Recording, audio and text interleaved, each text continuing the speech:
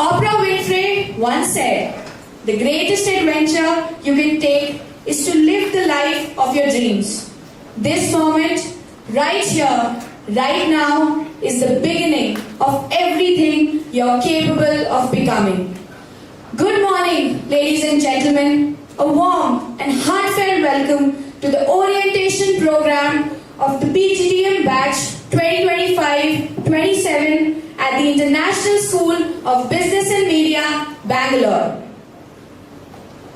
As we gather here today, we embark on a journey that will not only shape your careers but transform your lives. Before we begin, I request everyone to put their phones on silent mode. Thank you.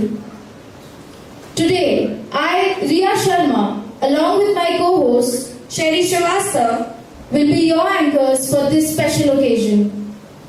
On behalf of our founder president, Dr. Pramod Kumar, our advisor, Dr. S. Jayaraman, director, Dr. Raghunandan N.K., academic chairperson, Dr. Elizabeth Matthew, chairperson placements, Professor Samrat Dasgupta, the faculty, staff, and students of ISB&M, we welcome each one of you to the ISB&M family. The orientation program at ISB&M Bangalore is not merely a formality. It's the beginning of a remarkable journey, one that will shape not only your careers, but also the way you think, act, and grow as individuals. It is thoughtfully designed to ease your transition into the world of business, education, while immersing you into the culture, values, and academic spirit that define our institution. Over the next few days, you will be introduced to the very pulse of ISB&M, our people, our purpose, and our passion for excellence. This is your entry into a vibrant, collaborative, and intellectually challenging environment where leadership is nurtured and potential is turned into purpose. Throughout this 4-day experience, you will engage with some of the brightest minds, industry leaders, change makers, and our esteemed faculty, who will share insights that go beyond textbooks and into the real world of business and innovation. You will participate in interactive workshops, hands-on activities, and thought-provoking sessions that will challenge you to think critically, collaborate meaningfully, and step beyond your comfort zone.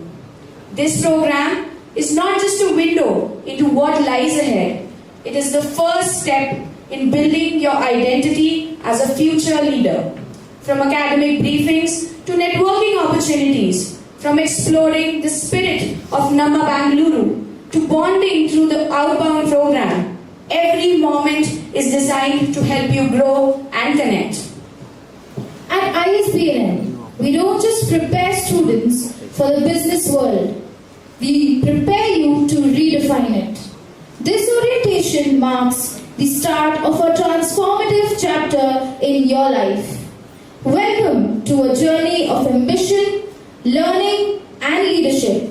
Welcome to the ISB&M way.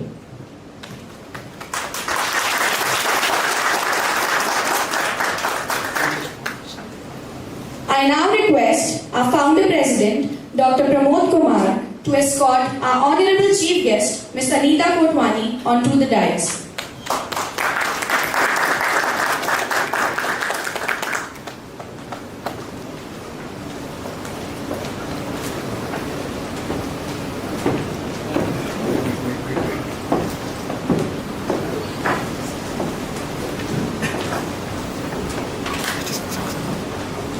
Thank you, sir. I request our advisor, Dr. S. Jayaraman, to escort our guest of honor, Mr. Mukesh Jain, onto the dais.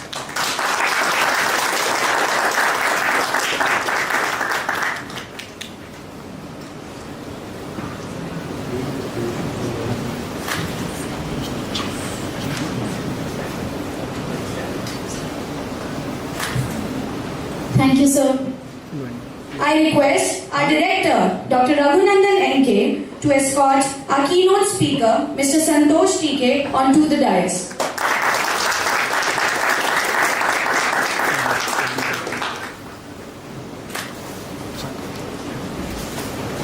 I request Dr. Pramod Kumar to present our chief guest, Ms. Anita Kotwani, with a floral welcome.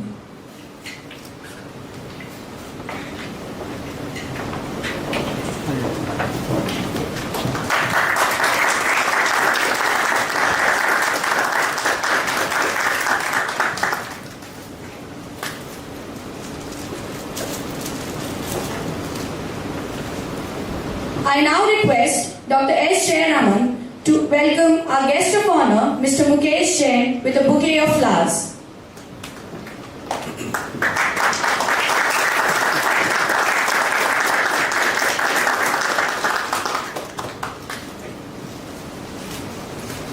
I now request Dr. Raghunandan N.K. to present our keynote speaker, Mr. Santosh T.K., with a floral welcome.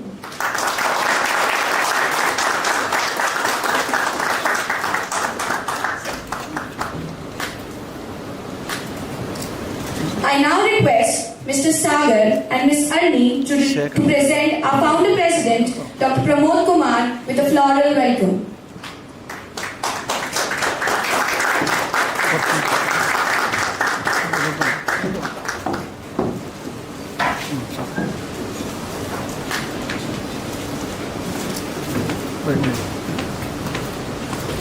I now request Mr. Samuel and Ms. Lavanya to welcome our advisor, Dr. S. Jayaraman, with a bouquet of flowers.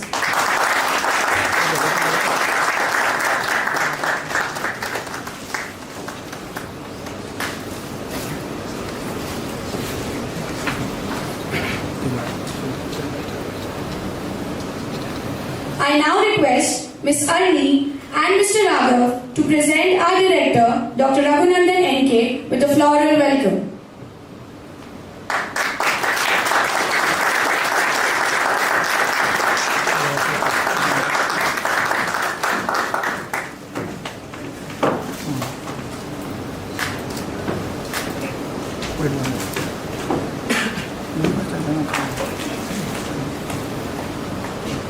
Now I request everyone to please rise for the national anthem.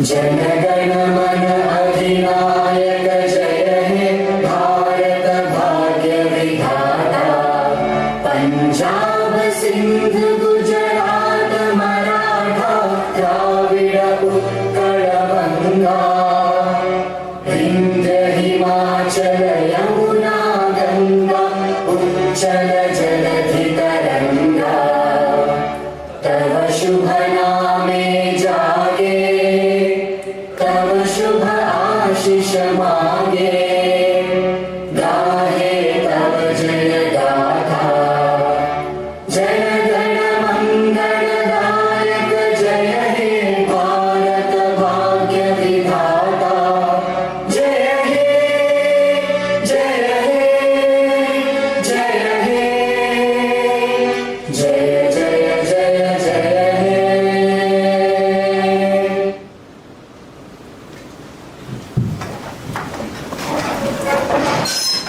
Please take your seats. Thank you. Before we formally begin this significant journey, let us pause for a moment of reflection and tradition, a moment that carries deep meaning in every academic and spiritual space. The lighting of the lamp is not just a ritual, it's a timeless symbol of the triumph of knowledge over ignorance and the awakening of the self through learning. Kindling this lamp today signifies the beginning of your ISB&M journey, a journey guided by intellect, inspired by vision, and driven by values. It is a ceremonial invocation of wisdom, creativity, and success that we hope will continue to shine through each of you in the years to come. To inaugurate this meaningful occasion and light the way forward, I now request our esteemed dignitaries to step forward and join us for the lighting of the ceremonial lamp.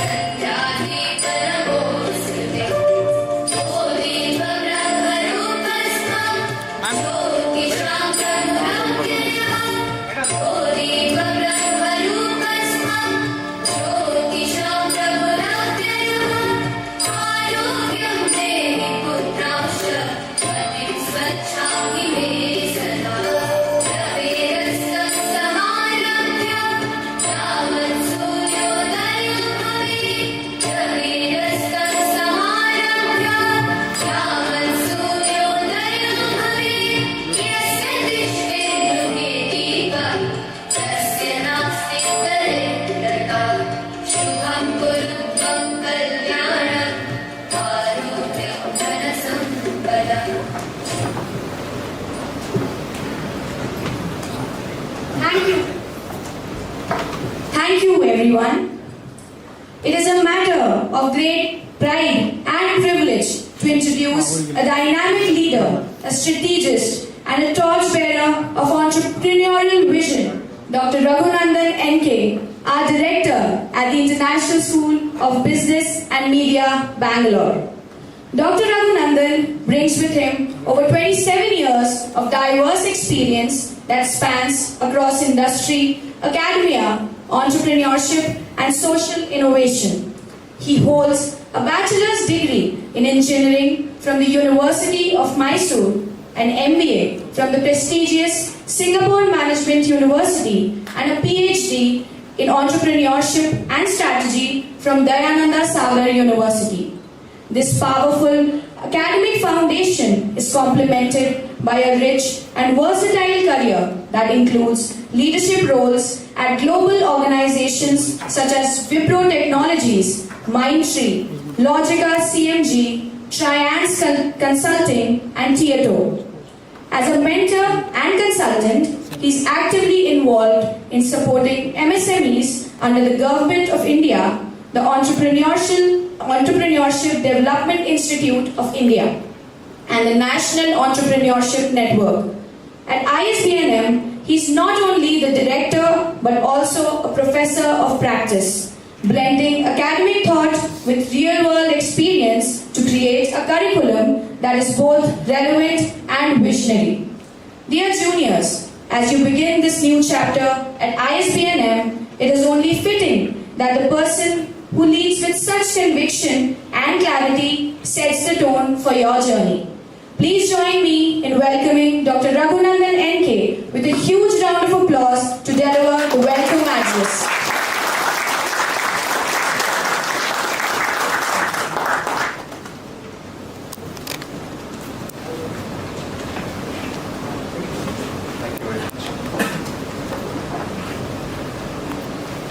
Thank you.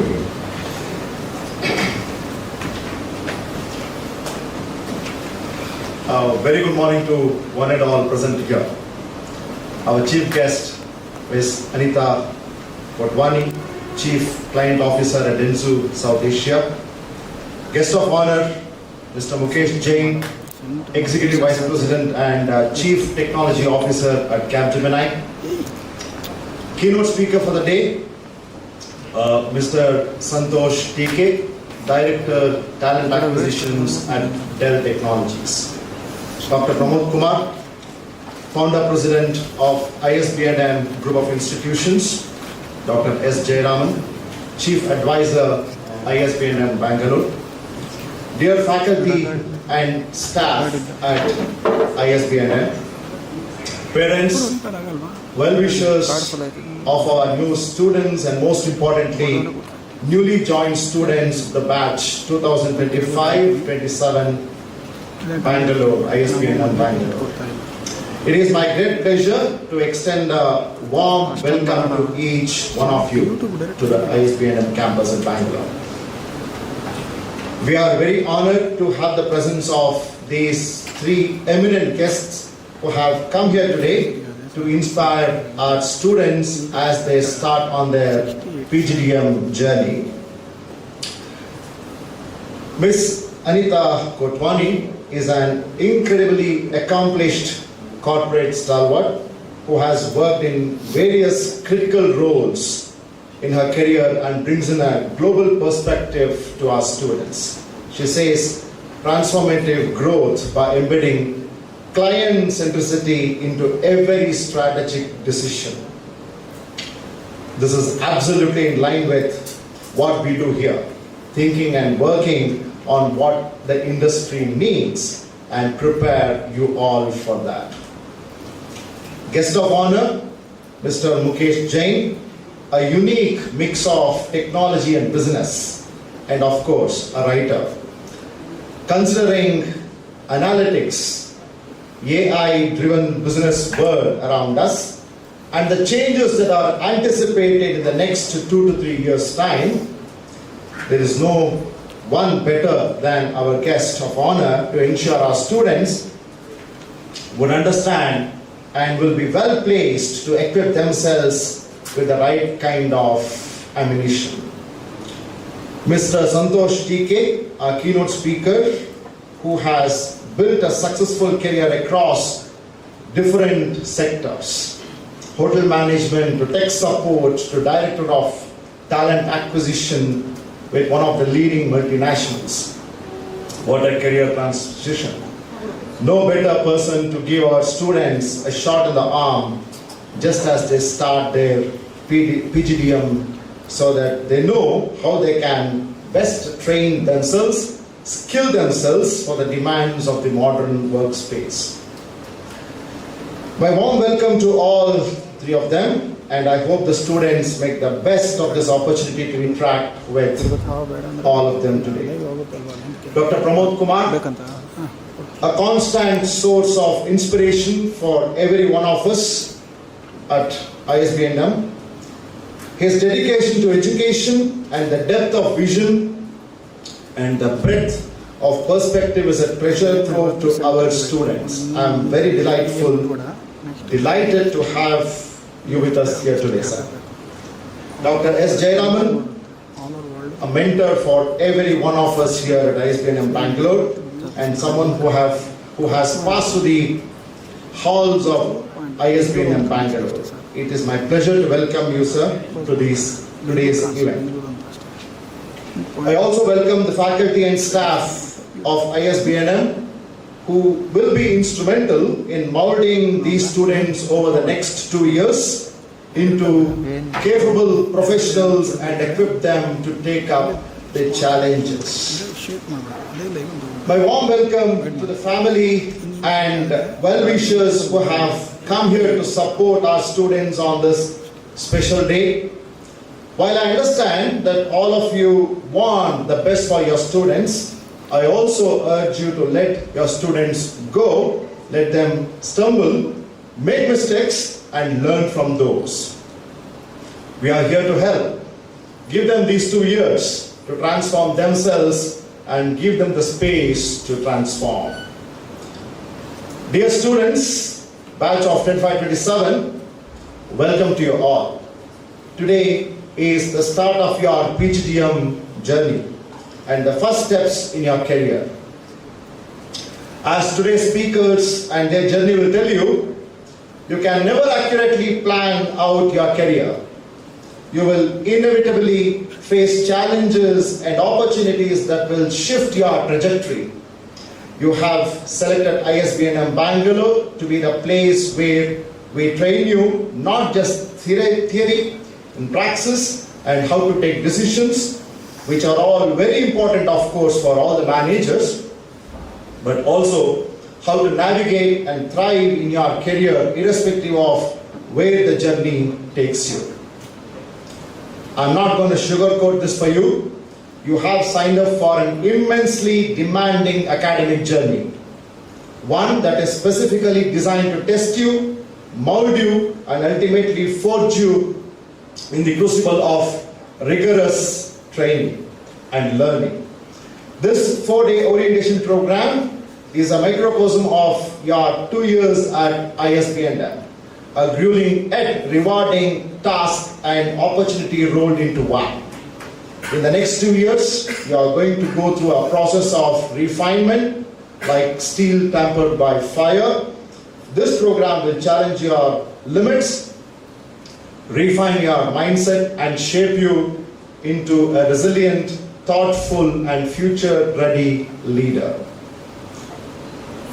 This is of course, not a gentle cruise. It's a transformative task. We will push you through intense coursework, real-world case studies, group projects, surprise presentations, and assignments. Each challenge is intentional and designed, meant to sharpen your strategic thinking, deepen your analytical skills, and forge your leadership under pressure, which is very important considering today's dynamic world. The extent of your success here is directly tied to your level of commitment. We provide you every resource, knowledge, mentorship, and industry exposure. And we would not stop at saying, we can bring the horse to water, but you will have to drink. We cannot make it drink. We will ensure you drink. And we expect dedication, discipline, and perseverance.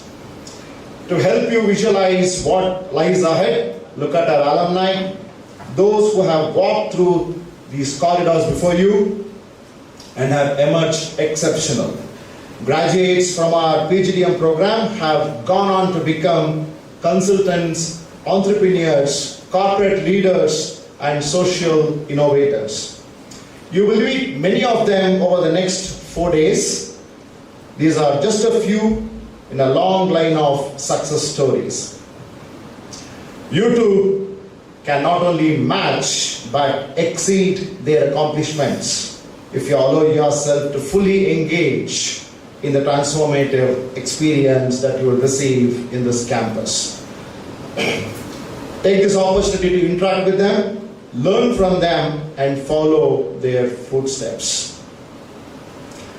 We would not train you to just blindly follow an already established path. We want you to be fearless, take risks, put yourself in an uncomfortable situation. Comfort is the death of ambition and progress. Comfort is a sign of stagnation.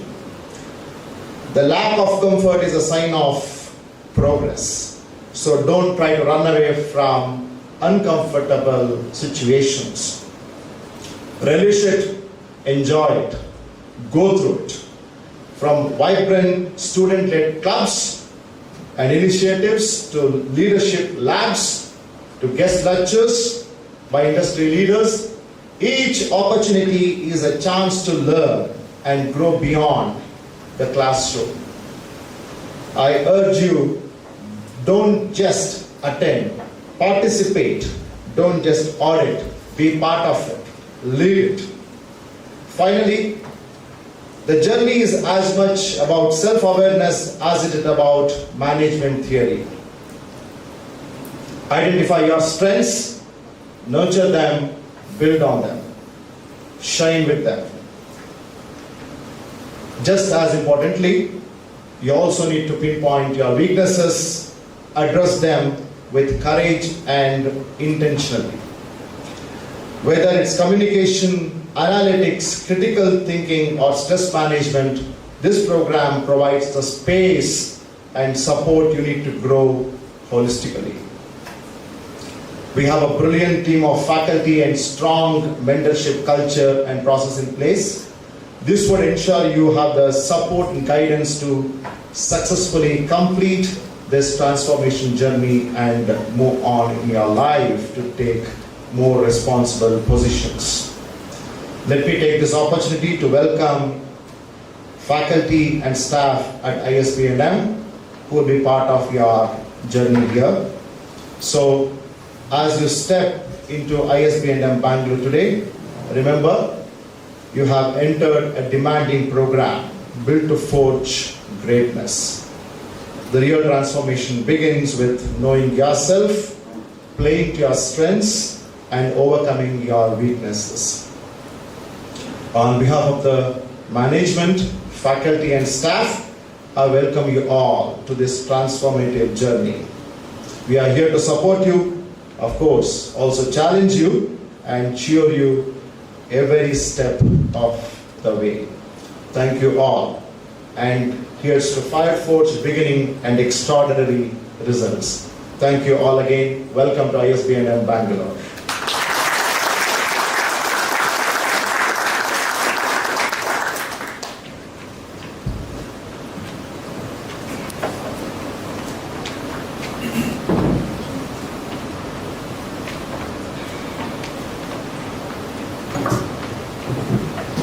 Thank you, sir, for your wonderful welcome speech. Your words are motivating and encouraging. We at ISB&M Bangalore are honored to be mentored and guided by a visionary whose leadership and wisdom have shaped the institution for over 2 decades. It's my privilege to introduce a stalwart in both industry and academia, our advisor, Dr. S. Jayaraman. Dr. Jayaraman is a graduate in mechanical engineering, holds a postgraduate degree in business administration from the prestigious Institute of IIM Calcutta, and earned his PhD from Aligarh Muslim University. With over 25 years of corporate experience across industries such as automobiles, construction, iron and steel, and IT services, he has held senior leadership roles in functions ranging from sales and project management to quality, HR, and strategic planning. In 2003, he joined the ISB&M family and has since played a pivotal role in shaping its academic excellence and culture. Over the past 2 decades, Dr. Jayaraman has been more than a faculty member. He has been a mentor, motivator, and guide to hundreds of management aspirants. His academic forte lies in human resource management and organizational behavior, and his research interests span talent management, performance systems, and organizational development. Beyond the classroom, he is a respected corporate trainer and consultant, having led executive development programs for several top organizations in India. With immense pride and respect, I now invite our advisor, Dr. S. Jayaraman, to deliver his address.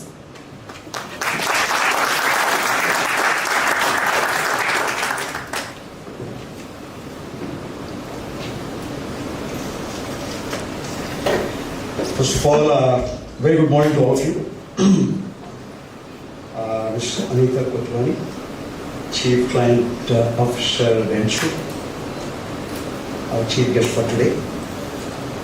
Guest of honor, Mr. Mukesh Jain, Executive Vice President and Chief Technology Officer of Capgemini.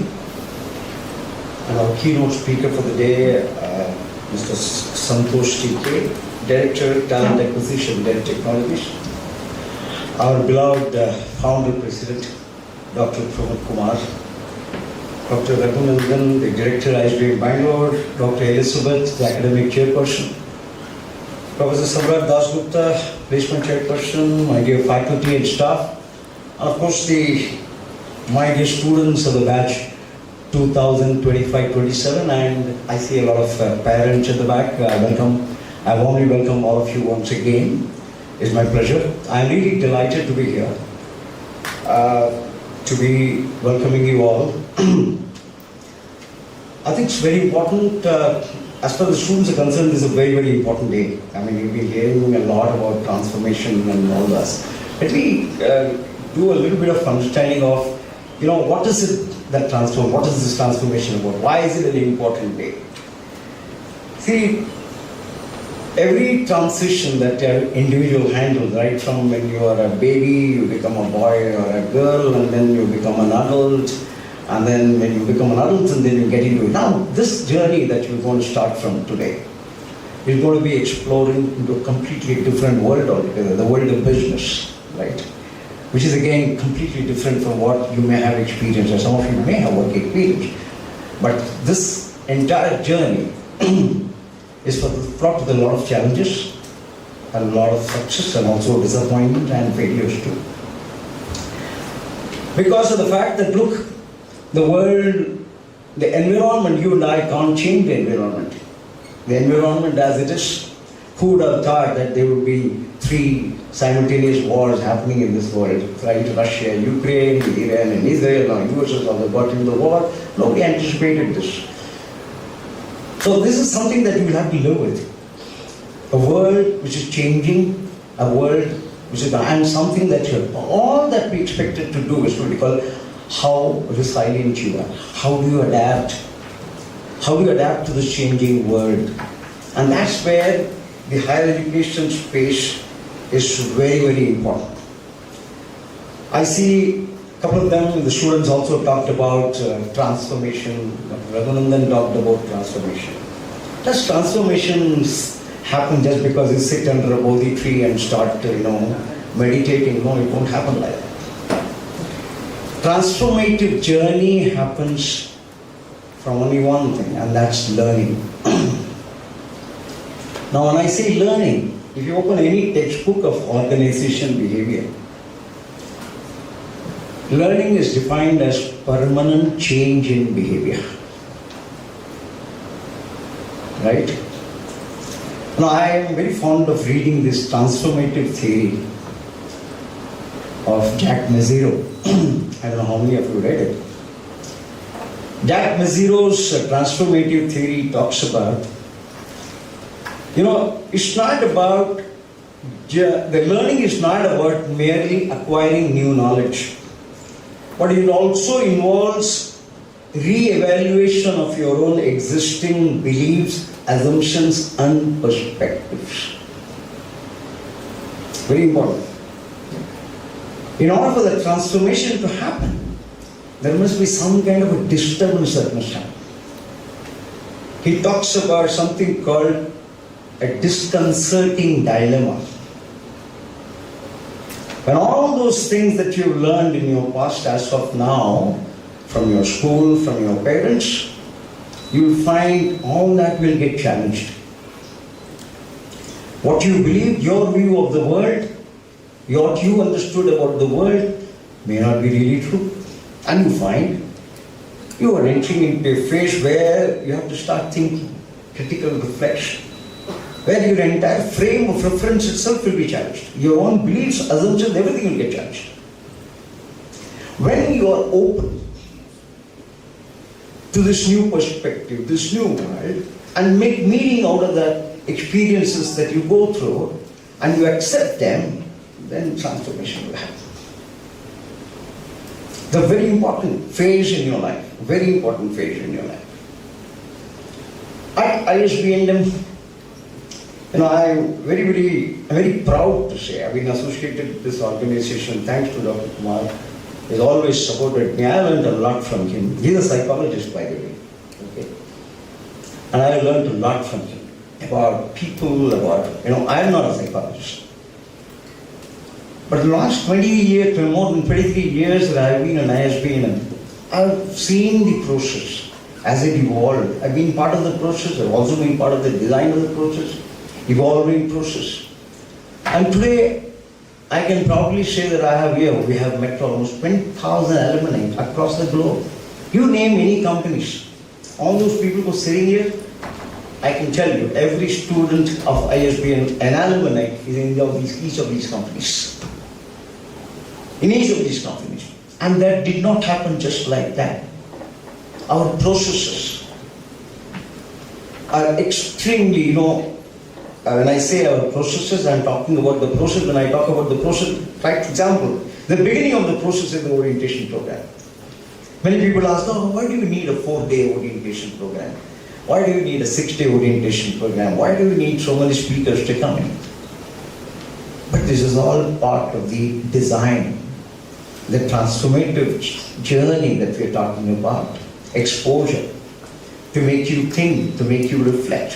When you get to meet people from diverse perspectives. And not only that, ISB itself. If I see every person and student in this room, they're all from different parts of the country. They're not from one single place. So you will feel diversity and inclusion in this entire process. So that's also one part of the design. At ISB&M, the entire as a group, I can tell you, there are people from almost 80 to 90 different cities in the country. This is again part of the design. The whole idea is to what we call the process that we designed. And then once the orientation process starts, and then there's a whole lot of what we call opportunities for you, where you can engage, you can discover yourself in a new experience. But question is, are you open to a new experience? I think my first advice to each and every one of you, be open to a completely new experience, completely. And that's the first step in attaining whatever. But I am very sure that each and every one of you will succeed at the end, like many of our alumni have done. You know, a little while ago when I was listening to Dr. Kumar, he says that, look, unless you're determined to fail, you cannot fail here, right? You cannot fail unless you're determined. Even when you're determined to fail, even God can't help you. But I've never seen anybody, I've never seen an ISB student on the streets with a degree in hand looking for a job. Never happened. In my last 23 years that I've never seen that. So what makes it so strong? Well, we have the completely student-driven institute. The most important thing here in ISB&M, nobody will come forward to tell you what you should be doing. While the curriculum, course design, we have a specific courses, we have separate classes, we have assignments to do. Most of the learning, 50% of the learning comes from what you do outside the classroom. There, the more important thing is your own voluntary participation in various things. Come up with an idea. Come up with an idea. Well, discuss an idea with us. And come and say, hey, we want to do this. We are people who empower students, give you a lot of autonomy, a lot of response. So autonomy, and also comes with freedom, and a lot of comes a sense of responsibility too. Very important. So it is for you, we create the opportunity, we create the environment, and it is for you to grab it all and make changes in your own self. So ultimately, please understand, learning is your responsibility. And today's world, if you ask any of these, there are 2-3 people here from the UK, you ask them, when they look for people, what do they look for? Today's world, everybody looks for what is called learning agility. What is learning agility? Again, it's a lot to do with what we call how do you deal with your own self, your mental agility, your people agility, your change agility. How do you respond to change?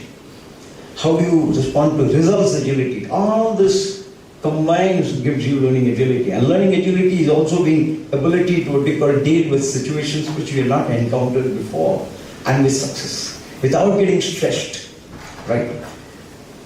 So having said all this, I think welcome again, once again, and most importantly, at ISB&M, but what we have seen, the reason for success of students and for the institute is only one: our commitment, our faculty commitment to the students. We will not let anyone go out of this institute without a career in hand. And this is a promise. We deliver what we promise. It has happened, and you can check out all the data that we have. Year after year, year after year. Our commitment to you, our commitment to make sure that you are not here. Higher education is not about getting a degree in hand. It is also about what we call getting economic well-being. So when you get a good career, when economic well-being goes up, and that's our commitment to you. So I'm sure that we'll make it happen. But more importantly, I want you to enjoy this journey with ISB&M. Like we say always, work hard and party harder. Thank you.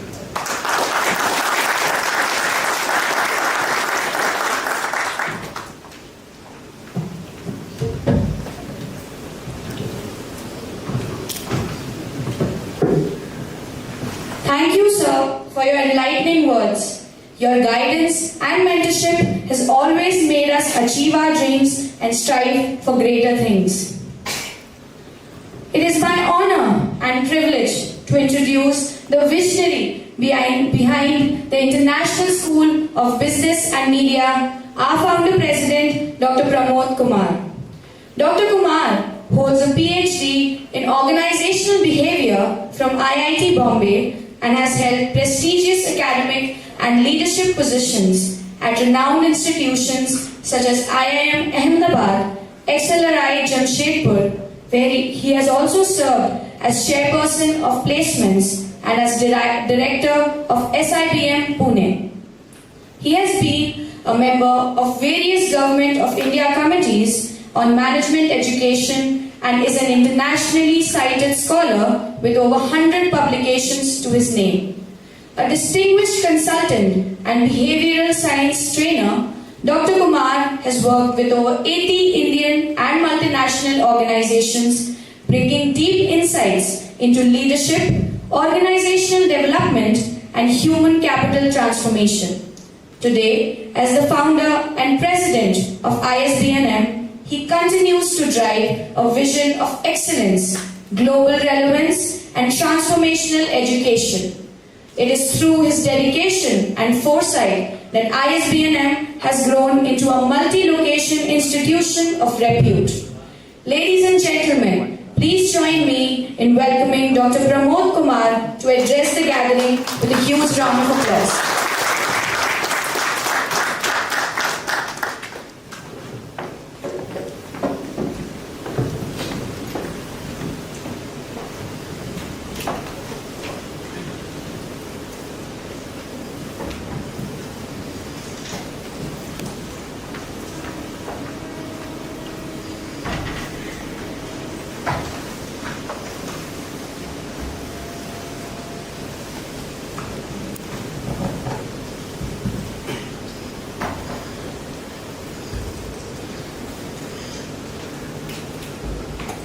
Ms.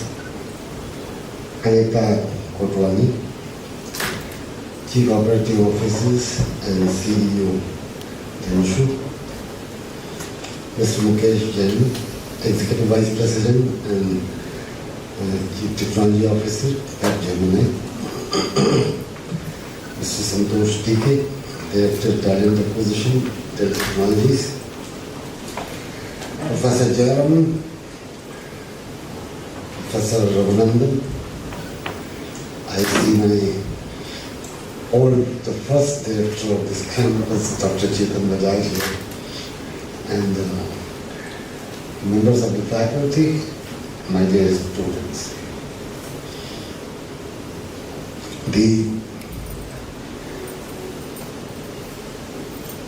Life is a strange journey where you must learn to fit yourself in a world created by everybody else.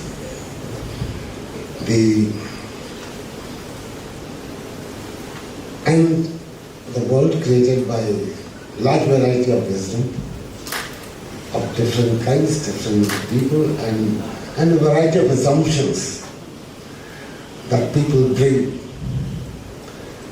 to this world and structure a world for you. And you should get trained to fit into that. Then you have an opportunity to create a world that you would want to live.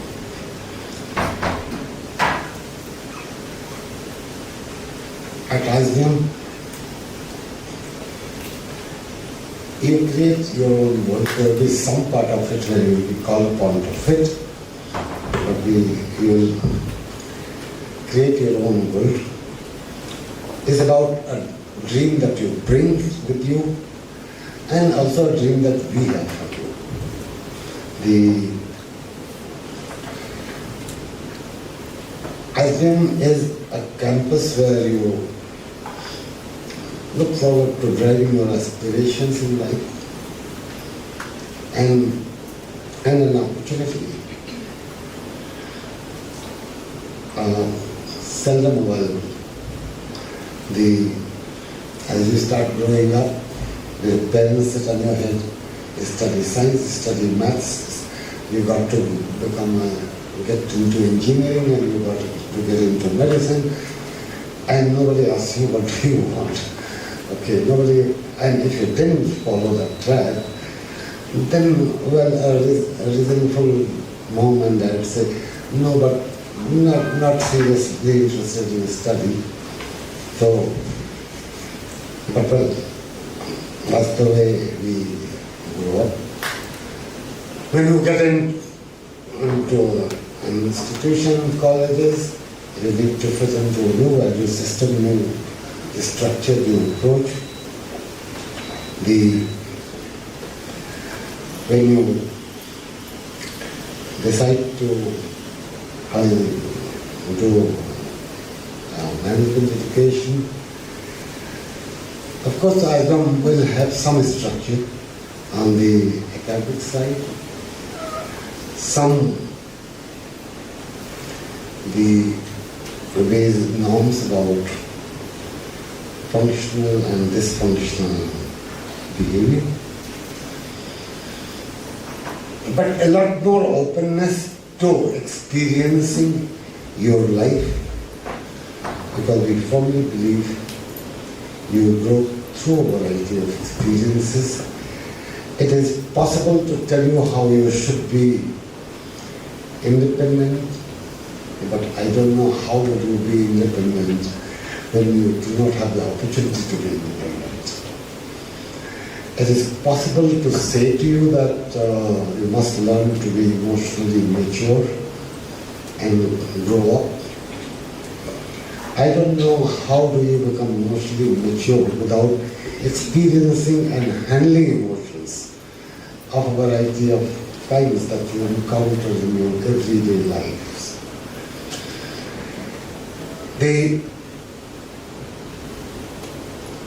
At ISB&M,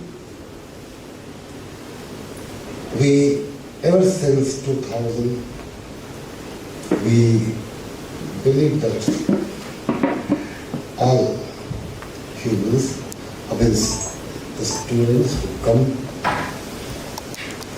are intelligent, have brains, irrespective of what academic score they bring behind.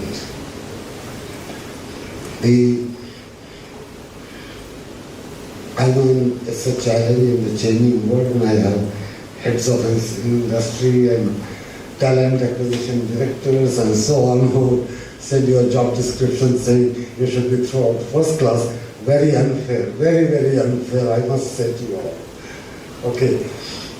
I do not know why I do not have option to be a playful child in my childhood.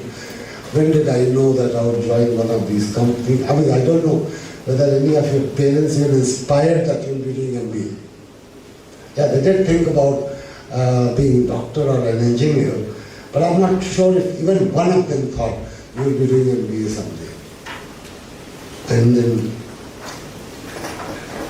you chose to be playful in 10th standard, and now my friends say, well, you're not eligible to be joining my company. I do hope and look forward to some changes in the thought processes in industry and allow children their childhood. The IQ is not a scholastic performance.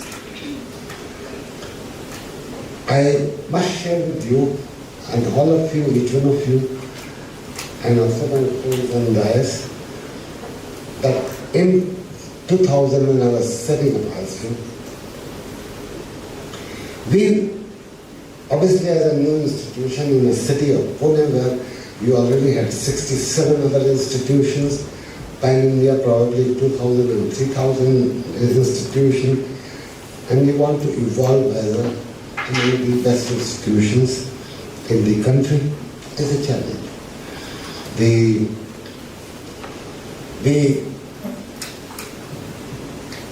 had one threshold point which crossing at one point looked very difficult. We had some 46 students and we wanted 60. And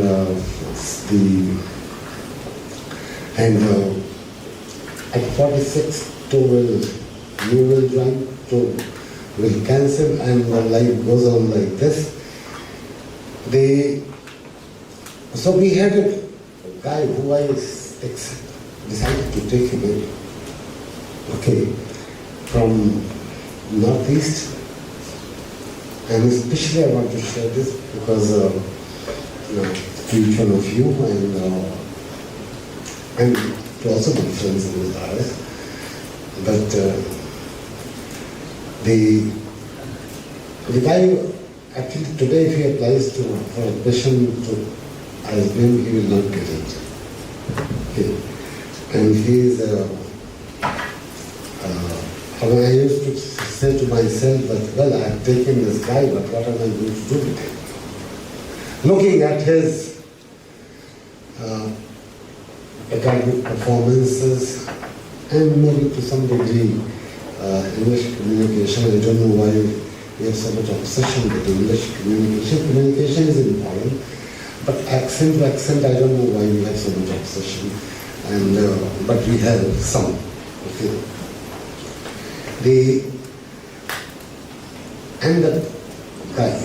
Each one has some unique talent. We may discover much later, but that opportunity to discover that must exist.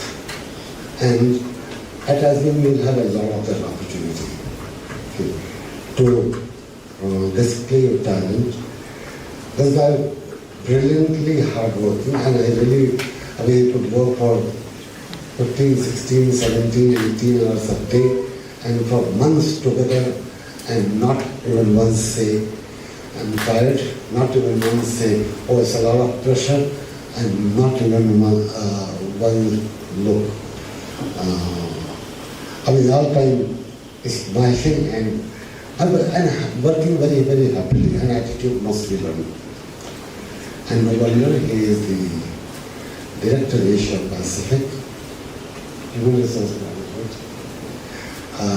in a company known as Volvo, and is rated by Volvo among the top 60 talent worldwide. And Volvo has plans for him.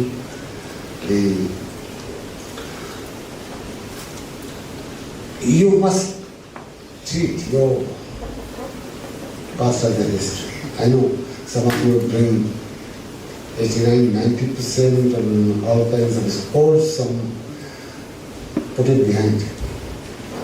You are in a MBA program, PGDM program, it will be full of surprises. As you start competing at your peer level, you will have a lot of surprises. As a professor and also chairperson of campus placement at XLRI, I've seen students trying who otherwise were taught in their campus placement, who are otherwise thought to be outstanding.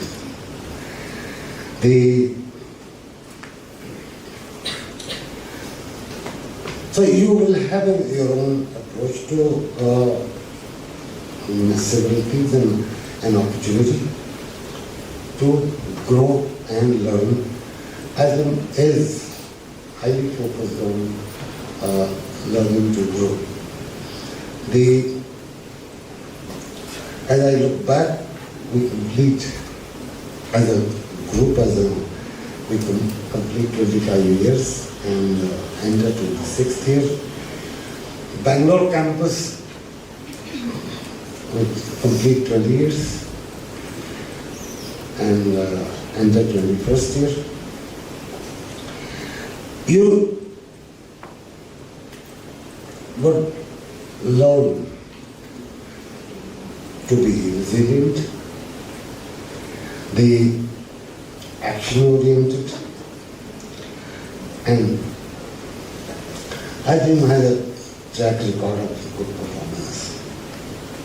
As ISB&M alumni, we have over 10,000 alumni who work in 42 different countries in leadership roles, who work with the best ethical organizations world over, in India and elsewhere in the world.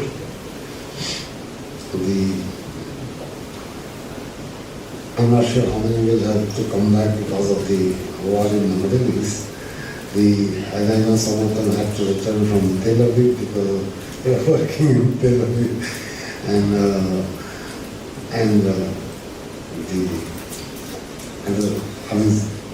Europe and US are still safe.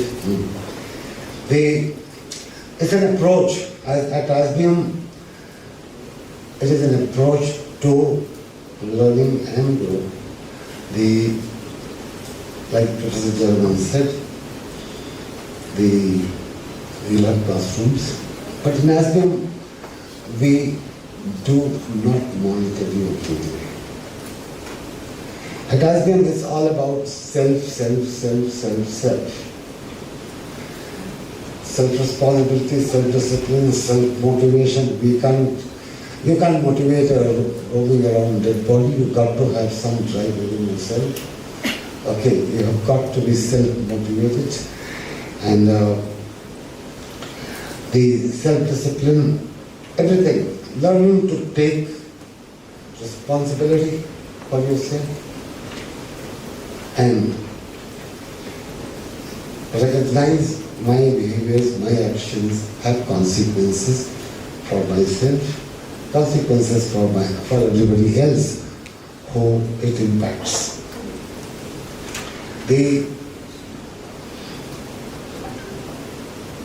In the process of learning in ISB&M,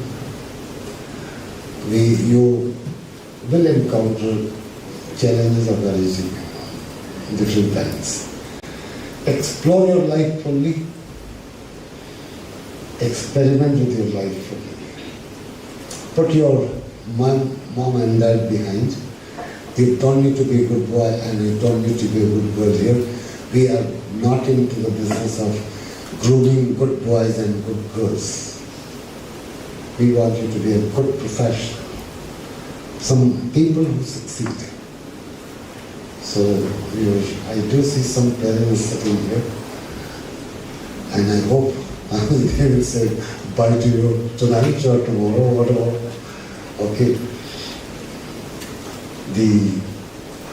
Discover about new world of your world. Experiment. Nothing can go so seriously wrong that it cannot be retrieved. Two things that you don't do. ISB&M fortunately doesn't have 10-story building that if you jump from there, you would not live. No, 2-story building, if you jump, you'll have some fractures, maybe several fractures, but don't attempt that. Okay. And I'm always very jittery about the ceiling fans in the hostel rooms. So use it only for ventilation and not something else. So do not get into something like this. Experiment with everything else in life. There is nothing that can go so seriously wrong that it cannot be retrieved. So don't worry about what goes right and what goes wrong. You will discover. At ISB&M, we are highly driven by our philosophy and value system, and one of them being egalitarian. All human beings, we are all equal. We may have different roles, we may have different responsibility, but we all stay human. At ISB&M, I could be a professor in my class, but when we sit in the mess, you can feel absolutely person-to-person relationship. You look at person-to-person relationship, look at role-to-role relationship, and look at a variety of ways of being. Professionally, people could be unequal because of variety. Some fortunate enough to have some great opportunities, some not fortunate enough. But we are still remain human. So learn to respect each one around you, irrespective of who they are, their social, economic, and professional differences.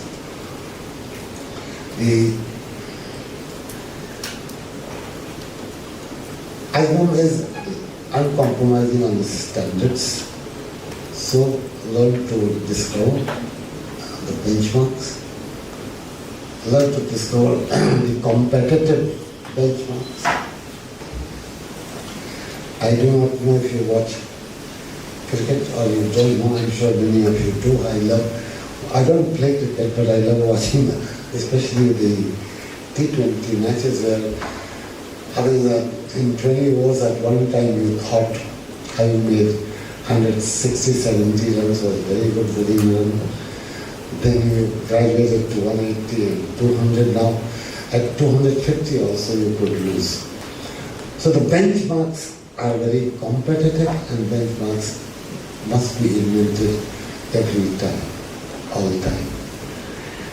As you study here, learn to figure out what benchmarks will I have to be working on.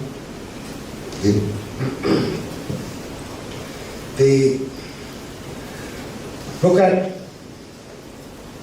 all ISB&M alumni, and I'm sure you will be meeting several of them during the course of this orientation program, and after that there are lots of them in Bangalore. There are largely only 3-4 cities in India. They are in Delhi NCR, they are in Mumbai, they are in Pune, they are in Bangalore, big numbers, and Hyderabad, and every other small town, every other town they may be because they are back into their businesses, family business or their own businesses in their own town. Otherwise, you find them in all these cities. Look at them as a role model. Look at this institution as your full opportunity, to your full freedom, and to grow and experiment and explore. I'll be talking to you a lot more when I talk to you about ISB&M Bay, and I'm looking forward to that. Thank you all. Thank you for listening.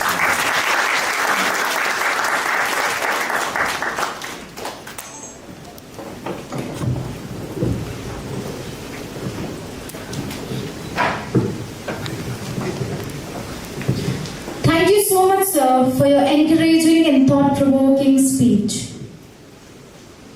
It is a true privilege to welcome our chief guest for today, Ms. Anita Kotwani, a remarkable leader whose professional journey is not only impressive but deeply inspiring. I now request the IT team to please play the corporate video.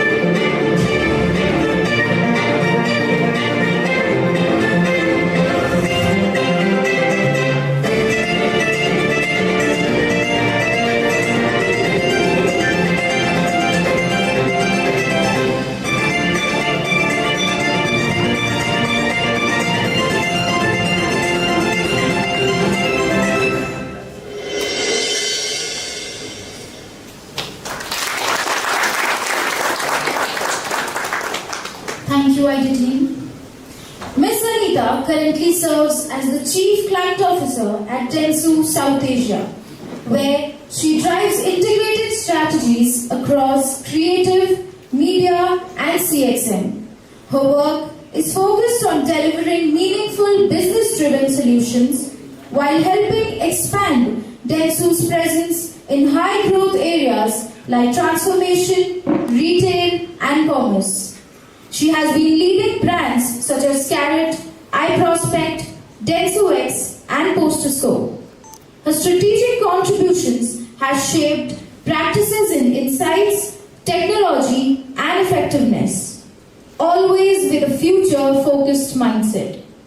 But beyond the accolades, what truly defines Miss Anita is her leadership style, grounded, curious, and people-centric. Whether she's exploring new media platforms like gaming and content or mentoring young talent, she leads with empathy and vision. Miss Anita has served on numerous industry juries and has been recognized as one of the Impact Top 50 Influential Women for 3 consecutive years, 2022, 2023, and 2024. Her journey is a powerful reminder that lasting success is built not just on expertise, but on adaptability, humility, and a genuine passion for learning. Please join me in warm welcoming to Miss Anita Kotwani. We are honored to have you with us and looking forward to learning insights from you.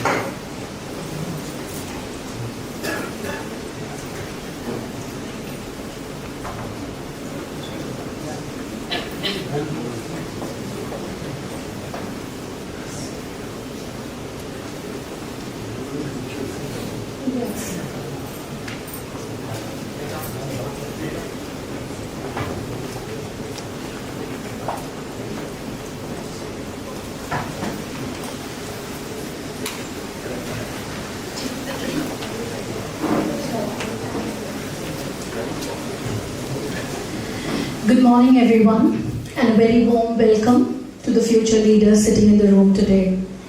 I'm extremely excited to see this large bunch that's joined the course today.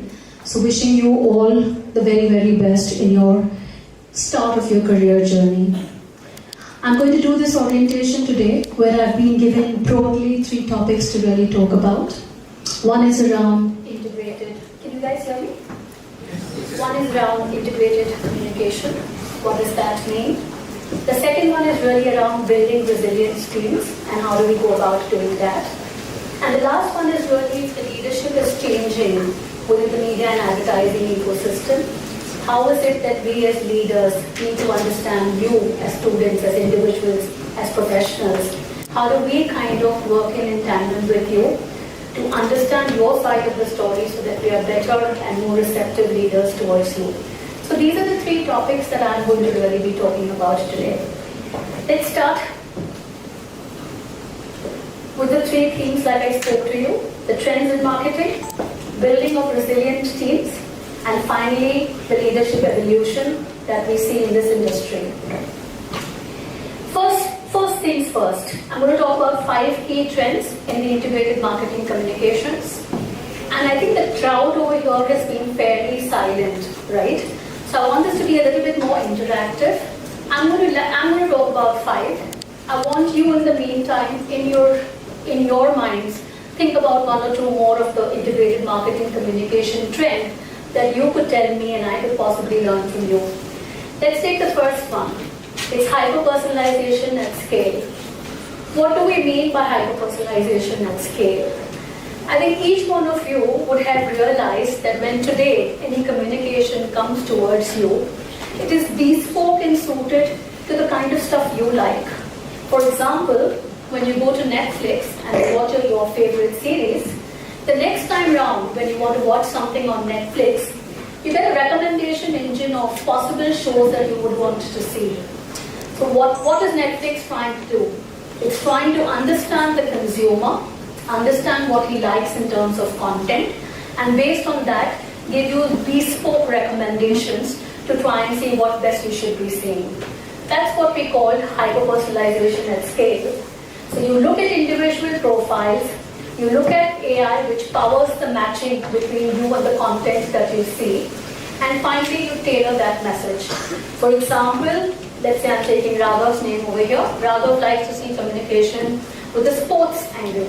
These are the 3 who may want to look at it more from a business lens. So the communication that today Raghav will get served, vis-a-vis what Riya will get served, will be bespoke and very benevolent to what they want to see. So that's what we talk about when we say personalization, and that also at scale. Just to quantify the numbers, you get 71% higher engagement when I give you personalization at scale. And in terms of sale, you get a 3x delta in terms of sale. So most of the people today are looking at using technology and trying to see how can they personalize individual messages to every single one of you, differently wired to what you like. Let's take the second one.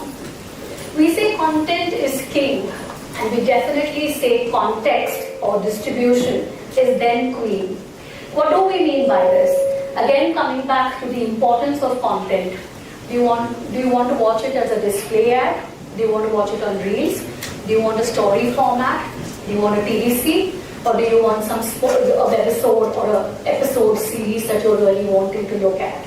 So the quality of content, the compelling stories that get built on content becomes extremely important. And when it's delivered at the right context, then it becomes that much more engaging, enriching for everybody, including getting to the last mile sale that an advertiser is looking for. And each of these pieces, the tendency of you when you get the right content, in the right context, with getting distributed in the right way, you will ensure that you get meaningful engagement with your consumer, landing up to your sale. Let's take the third one that we're talking about. We saw this happening over the last 5 to 6 years, right? The influencer marketing ecosystem today is growing at an exponential pace. Look at it from the mass audiences, that is the celebrities that which everybody look up to as influencers, to today the macro, mid-tier or the micro influencers that we're talking about. I don't want Shahrukh to come and tell me, what I need to buy or not buy. I don't even believe sometimes that he actually uses some of those products that he's putting in. But I'd love to listen to, let's say, a fashion blogger who is wanting to understand the fashion trends and come back telling me exactly what I should be looking up for my accessories or my fashion statements. your peer circle, the social circle that you emulate, and people who you know, when they start talking to you, the tendency for you to believe what they say is that much more higher, and hence you get that much more conversions. Let's take this. This is another new one. Over the last 2021, when COVID happened, an entire delta shift of things happened on the online space, right? We all moved online. We had to learn online, study online, do all of that continuously.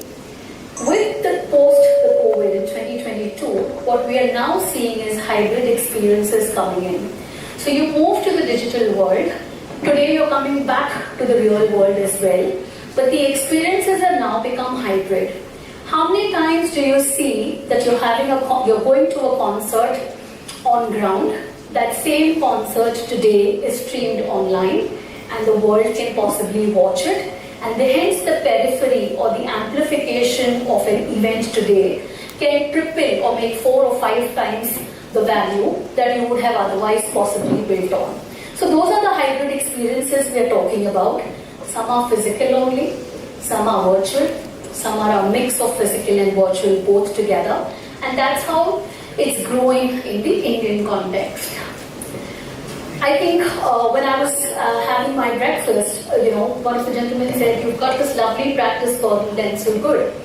And we said, yes, because sustainability and ensuring that sustainability, our planet, our universe is safe and sound is an area that we personally feel absolutely proud working on. So in this context, if you look at you as consumers today, you not only want a brand to drive things with purpose, you also want them to fulfill the promise that they're talking about. So if a brand, a fashion wear brand is talking about using recycled clothing, that's when you tend to let's say, buy that a lot more often, because your belief in that sustainability of wearing clothing which is that much more recyclable is something that works for you.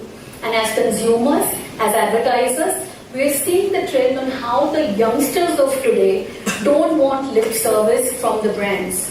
What they are really looking for is saying, if you're saying something, walk the talk, live up to the promise that you're talking about.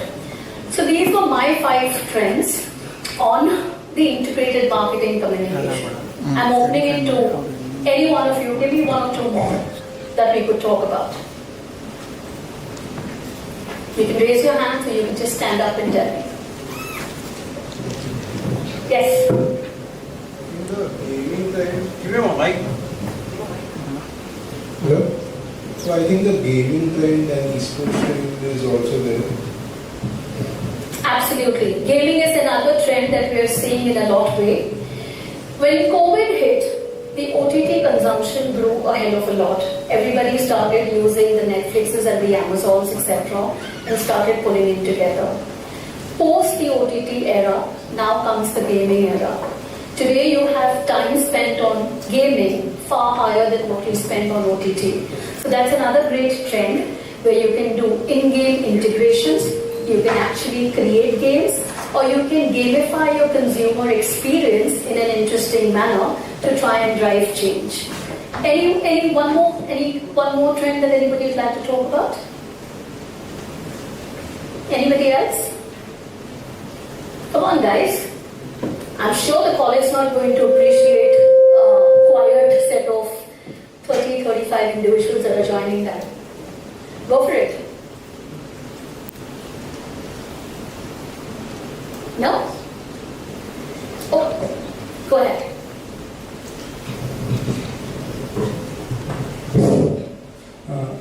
We see when we want to buy something or anything, we mostly look into influencers or reviews online and everything. And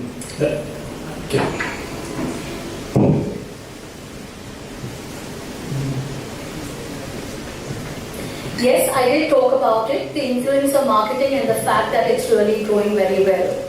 Let's now look at how technology is enabling all of this. What is the role of technology playing in this integrated marketing communications? You must be all aware of AI and machine learning, and I think my fellow guests will talk a little bit about the artificial intelligence and machine learning and the way that we are seeing there, how it's predicting analytics that we are able to do with that. The entire augmented reality, mixed reality, virtual reality, the immersive experiences using new age technology that you're able to see. You're actually sitting in your home watching television match, but you can actually put on the eye gear and actually make it an immersive experience, making you feel like you're sitting inside the stadium watching the match. That's what those gear headsets do for you. Data analytics is the third one. And then there's really around marketing or automation, right? Every campaign that I put in together, I need to not only understand how well it is performing, I need to course correct it in real time. I need to understand whether it actually got me the sale, and then finally move into saying what is the learning that I do to make it a cyclical campaign. So that's what we understand from technology. The core for technology is the data and analytics. This is the brain behind your IMC. Every piece today, data is the new oil. We look at data and analytics at a field by itself with a lot of subsets of deep learning, artificial intelligence, machine learning, all integrated in some manner or the other. How do we end up doing this? Of course, you start with data collection, then there is a processing of that data that you will end up doing. There is a strategy that you formulate post that. You execute that data, you analyze it after that, and then it becomes cyclical from a learning point of view. So that's what's there as a brains for integrated marketing communication. Most important part, what does AI and ML give you? It gives you not only efficiency, but it also gives you scalability. And it gives you scalability across everything. I want to pull out multiple social posts. I want to calendarize it for the next 3 months. I can use that. I can schedule them well in advance on whichever day I want to pull that together. You want to do email marketing, whether it's customer service, I want to give them real-time feedback, real-time answers. Today you have chatbots who actually do that for you. That's the other part. And then today buying is also getting visible and addressable. So you're able to auction buy it real-time, and that's what you're going to be learning in your courses as well. So what are these new channels in the digital fold that we're really looking at today that are really growing multifold? There is voice search optimization. There was a time when you would type into Google and ask a question or query a question that turned into a phrase. Today you talk to it. You talk to your Siri phone, you talk to Google, and it actually gives you whatever it is that you're looking for. So voice search optimization is becoming big. You did hear metaverse. It was a buzzword about 2 years back. It somewhere died its natural death, but it will still come back in immersive experiences going forward. Connected TV. Everybody talks about not only a linear TV, but the one you see using your Fire Stick, or one you see using your smart TV. All of that runs in the connected TV space. And there are a whole host of gaming, esports integrations that today are becoming extremely important. This is another one which really works very, very well with the analytics and the power of artificial intelligence. There's content creation, which is I can create content and sheer number of assets. There was a time when I would do a TDC film and I would do a 30-seconder or a 45-seconder. Today I can create thousands of assets in less than 5 minutes for any advertiser, and I can optimize those with an A/B test done on saying which content worked much better for me compared to another one, with testing it with the consumers.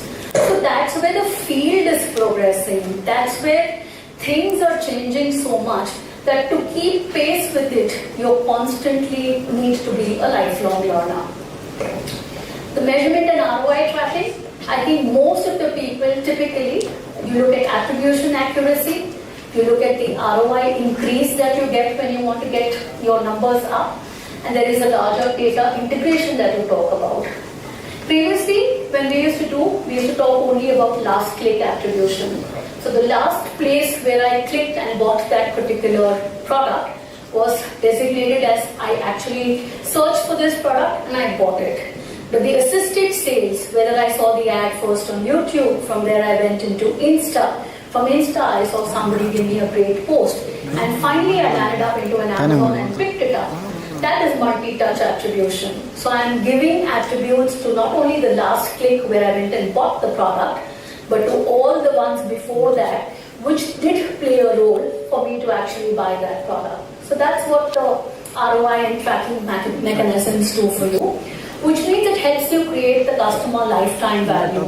I keep knowing how am I going to enhance my customer experience, how can I start getting him to buy more often, again and again. So takeaways for you from just these few pieces on how the trends are working and how technology is enabling it. You need to be data driven. As individuals, as professionals, you need to get your insights right. Based on your insights, you'll be able to get your right actions. You need to embrace technology. I don't want in today's time and age anybody saying, I don't know what AI is. You cannot afford to say that. You not only need to know what AI is, you need to experiment with it, you need to learn with it, you need to ensure that you are getting your hands dirty real time to understand what it brings for you. So you need to embrace technology. You need to think holistically. Because today I as a consumer, I'm today on television, tomorrow I'm on YouTube, day after I'm on Amazon, and tomorrow I'm on concert place. So I am omni-channel, I live my life in media. So if I'm living my life in media, you need to think holistically about where all can you get Anita when she is there in her circumference of life. So that's extremely important. And you need to be creative, right? You need to understand what kind of creative is going to work and appeal to me to excite me to buy your product. And last and foremost is you need to focus on consumer. I think at any individual level, whether it's a client or consumer, the more depth of knowledge that you have on your consumer, not only in demographics, not only in psychographics, but in mindsets, how well do you understand them, makes it that much more easier to figure out what kind of content will you deliver to them so that they reciprocate and buy your product. We finished the first theme that I spoke about. Let's come to the second one, which is building resilient teams. And why do you think this matters? Why do we need teams to be resilient and innovative today? There's rapid change that's happening in the ecosystem. There is technology which is moving far faster than humans. We're not able to cope up with the technology. You're even when you stay constant, you completely keep changing and changing and changing again and again. There's global competition. Today, talent is really not about saying I want somebody working from here. I can get somebody from US working for an Indian market and vice versa as well, basis efficiencies of cost. This constant disruption that's happening, the business models that were working earlier on today are not working. You look at the creative business in media agencies, today because of AI, most of the adapt-related work that you used to do, where you used to resize your creatives, today AI does it at 1/10 the cost. So there is a impact on the industry that is happening. And then there is a consumer expectation. Obviously, he is more sophisticated. He doesn't have the timeline saying your page is going to be loading and I'm going to wait for 3 minutes for it to load. If it doesn't load in less than 2 to 3 seconds, you move out of that page. So he is getting sophisticated. His demand is getting sophisticated for you. So why do we need resilience? I think resilience is really about adapting to industry shifts, the changes that are happening. You need to bounce back, right? As soon as you realize that there's something not going right, you've got to bounce back and realize, okay, so what next? And we call this accelerated failures. The more you fail, the more you learn. And that's extremely important. And every failure has to be taken as a learning. You have to have effectiveness under pressure. It is going to be a high-tensed environment. Because of the technology shifts and changes, there is going to be impact. You need to be innovative. You need to think of new ways on how you're going to do breakthrough innovations. You need to challenge the status quo. So if you're not going to be innovative, you will not be able to challenge the status quo to figure out, if today my agency business is under pressure, how can I pivot it into other practices which can make me that much more money? And finally, you need to identify emerging opportunities. When Dentsu, when she was reading the intro, she spoke about the fact that we launched a retail practice. We do realize the walled gardens of Google and Meta and Amazon are big ones. Today you will see a lot of whether it's Reliance Trends, whether it's Chroma, a lot of the walled garden guys are going to be your retail stores. They themselves are going to become great avenues for people to kind of pull their advertising on. So that's the new touch point, and that's how you pivot your agency to to building in new practices. So what is important when you have to build these resilient teams for ourselves? I think psychological safety, extremely important. I need to make all of you feel very comfortable that whatever you're trying to do, whatever is the freedom that you have to think beyond black box, there's nothing like this is not right. It is an open sky blue thinking. You can come up with your thoughts and you should be comfortable opening up and talking and sharing about them. Continuous learning, again an extremely important piece. I talk about lifelong learning. Every weekend I spend 2 hours on learning.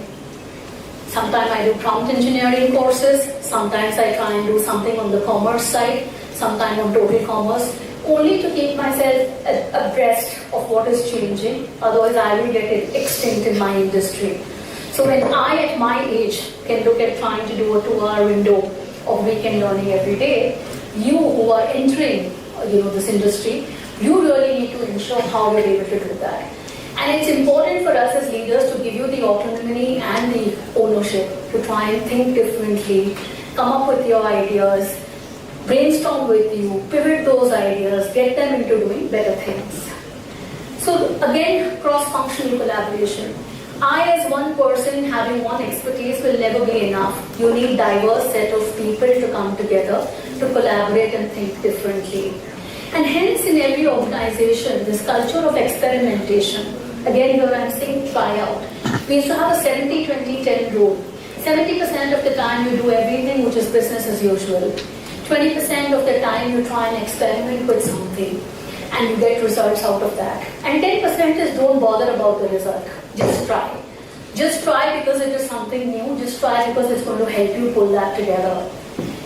One very important part over the last couple of years which has become very, very integral to most of the organizations is well-being focus. Your mental health, the fact that you have a work-life balance. Today, most of the organizations are taking account of the fact that as individuals, we need to balance that out. We don't want you to do 15 and 18 hours of work. We want you to do your 8.5 hours, but do them well. And lastly is about transparent communication. If as a leader, I don't go right down to my intern in my organization to tell him what is the vision of our organization and where is it that we want to pivot, I would have lost the plot. Because I cannot just have a top-down approach. It needs to speak to every single individual within the organization. And that is something that you should ask of the place that you join in. What's the larger goal? What's the larger vision that you have for your organization? So your role as future leaders is really around being a facilitator, right? You need to guide yourself as well as your direct teams. You need to invest in people because you need to prioritize everybody's development and their growth as you move forward. You need to embrace feedback. If today I as a boss don't take feedback from my individuals, and let me tell you I do because I have feedback sessions every month with my team to tell me where is it they think I'm going right, where do they feel that I was not okay, and I actually do a traffic light system. Green is where Anita is okay, amber is where she needs some work on, and red is something which is a behavior, let's say they don't accept of Anita and then she needs to change that. So you use that as your feedback session, and embracing feedback, leaders top down, is very much a thing today. We are very reciprocative about taking feedback, no offense meant to anybody. It's a non-hierarchical, open style of working today. Everybody takes it with the same respect that it is being given and works on trying to improve it. And hence you need to be the change, right? If you want anything delivered for yourself, you've got to stand up for yourself and be that change. Last one that I'm coming to, which is the leadership evolution in this industry. Why is this evolution in this industry happening? There's digital transformation. We've talked about it a lot. There is a whole host of things happening around digital.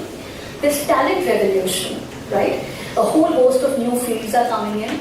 I can guarantee you the jobs in the next 5 to 10 years will not be the same that were there in the last 10 years. You will have a lot many more new fields that will come out, lot many more designations and pieces that will come out in the open. And hence you need to be able to understand how important it is for you to be constantly learning and hence becoming a lifelong learner. There is global innovation imperative. You need intervention. You need people to come and tell you what you're able to do. And everything that you can learn because of the borderless way in which we function today, a lot of your global learnings intuitively come to you in the India market as well, so you do that. So what was the old playbook? Here in this side, you were a boss, you had command and control, you wanted a siloed expertise, you went with your gut, it was top down, you forced it down your employees, and you went into saying content was a product. See the shift, whether you see it in the image that I've put in there or the new reality. You have to be agile and adaptive. You have to have an integrated vision. It's not about one person, it's about collaboration, it's about collaborative teams.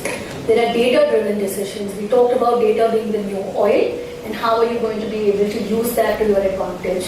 Collaboration, innovation that I talked about. It's the team that comes together and works together, and I'm sure in your curriculum there will be a lot of team projects that you will be doing as well.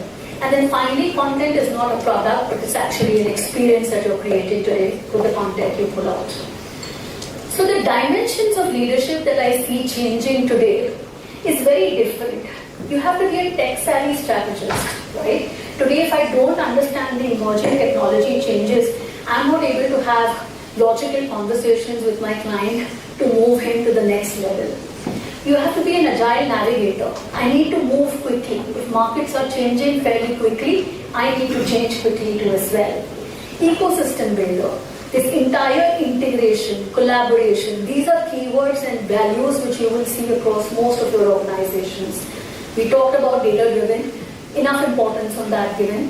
Talent developer. You need to spend time with your team. You need to have their training calendars in place. You need to ensure they are certified with the latest of training programs within the organization which can help them pivot to being constantly energized. And finally, really around ethical guardian, right? You have to live with the values that you or your brand or your company stands for. So your path to leadership is these 5-6 things. Lifelong learning, the analytical skills which I think are extremely important, being adaptive, the soft skills, very, very important today. You can't afford to scream and shout at individuals today. Just because you're a boss and you have authority, it doesn't work. Your EQ quotient has to be very high. You have to have empathy with the people that you're dealing with, and you need to get that. And with the consumer understanding, with deep insights and market insights, you'll be able to deliver a lot more richer experience to your people. So I spoke about 3 things. We explored marketing trends, team building, and what happens in leadership. Gave you a few 15 to 16 insights on where all do you think you should focus on as leaders. That's what I already talked about. And finally, I think the opportunities in this industry is manifold. It's up to you, basis after your studies, after you finish your courses, etc.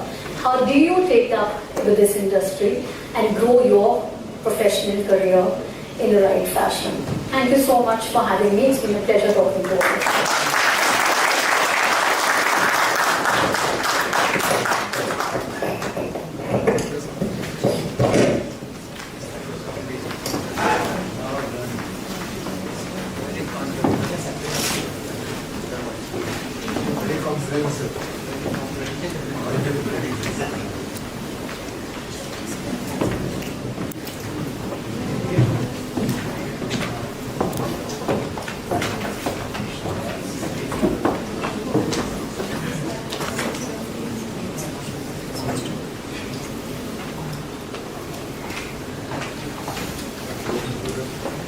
Thank you, ma'am, for your knowledgeable insights and offering us a glimpse into the new world of blending marketing with strategy and helping us understand just how technology and data integrated together can help us with both efficiency and scalability. It has helped us gain a new perspective on having an in-depth knowledge about our consumers and the need to building resilient and innovative teams. Your thoughts on how our failures shape us into becoming better managers have given the students here the confidence to keep moving forward and to become better leaders. Thank you, ma'am, for your time today and for sharing your experiences with us. It is an absolute honor to welcome our guest of honor today, Mr. Mukesh Jain, a visionary whose career brings together deep tech expertise, impactful business leadership, and a genuine passion for people. Currently driving AI-led innovation at Capgemini, Mr. Jain has been at the forefront of technological transformation for nearly 3 decades. His journey includes 13 impactful years at Microsoft, where he contributed to platforms like Outlook, Bing, MSN, and Hotmail, and played a key role in establishing Microsoft's R&D center in Bangalore. Beyond Microsoft, he has held senior leadership roles at Reliance Jio, VFS Global, and NICE Systems, applying data science and AI to solve real-world problems from big data analytics to smart visa processing. But what truly sets him apart is his people-first approach. He's not just building innovative systems, he's mentoring talent, inspiring future leaders, and sharing his learnings as a published author, TEDx speaker, and regular guest at universities and B schools across the country. For all of us, especially the students, his journey is a powerful reminder that careers aren't just built on titles or skills, but on curiosity, resilience, and impact. Mr. Jain, we are truly grateful to have you with us today. Thank you for being here and for inspiring us with your presence. Let's give him a huge round of applause as we welcome him.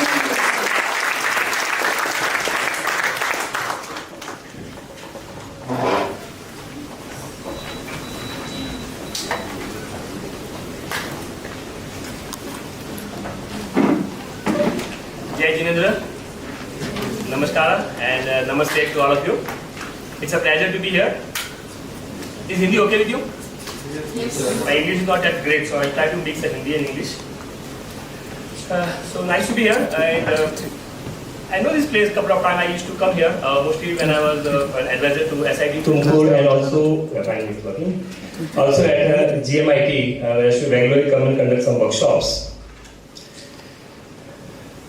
It's a record for me. Not a single invite I have declined so far if I'm getting the opportunity to teach. Yes, sir, I always wanted to become a teacher.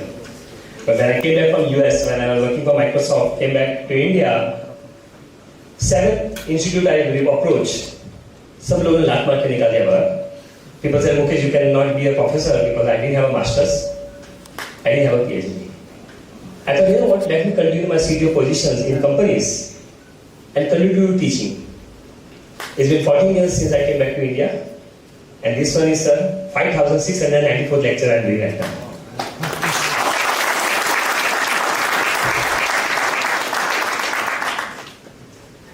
I don't know if you can read this slide. I would want you to read this slide for 20 seconds.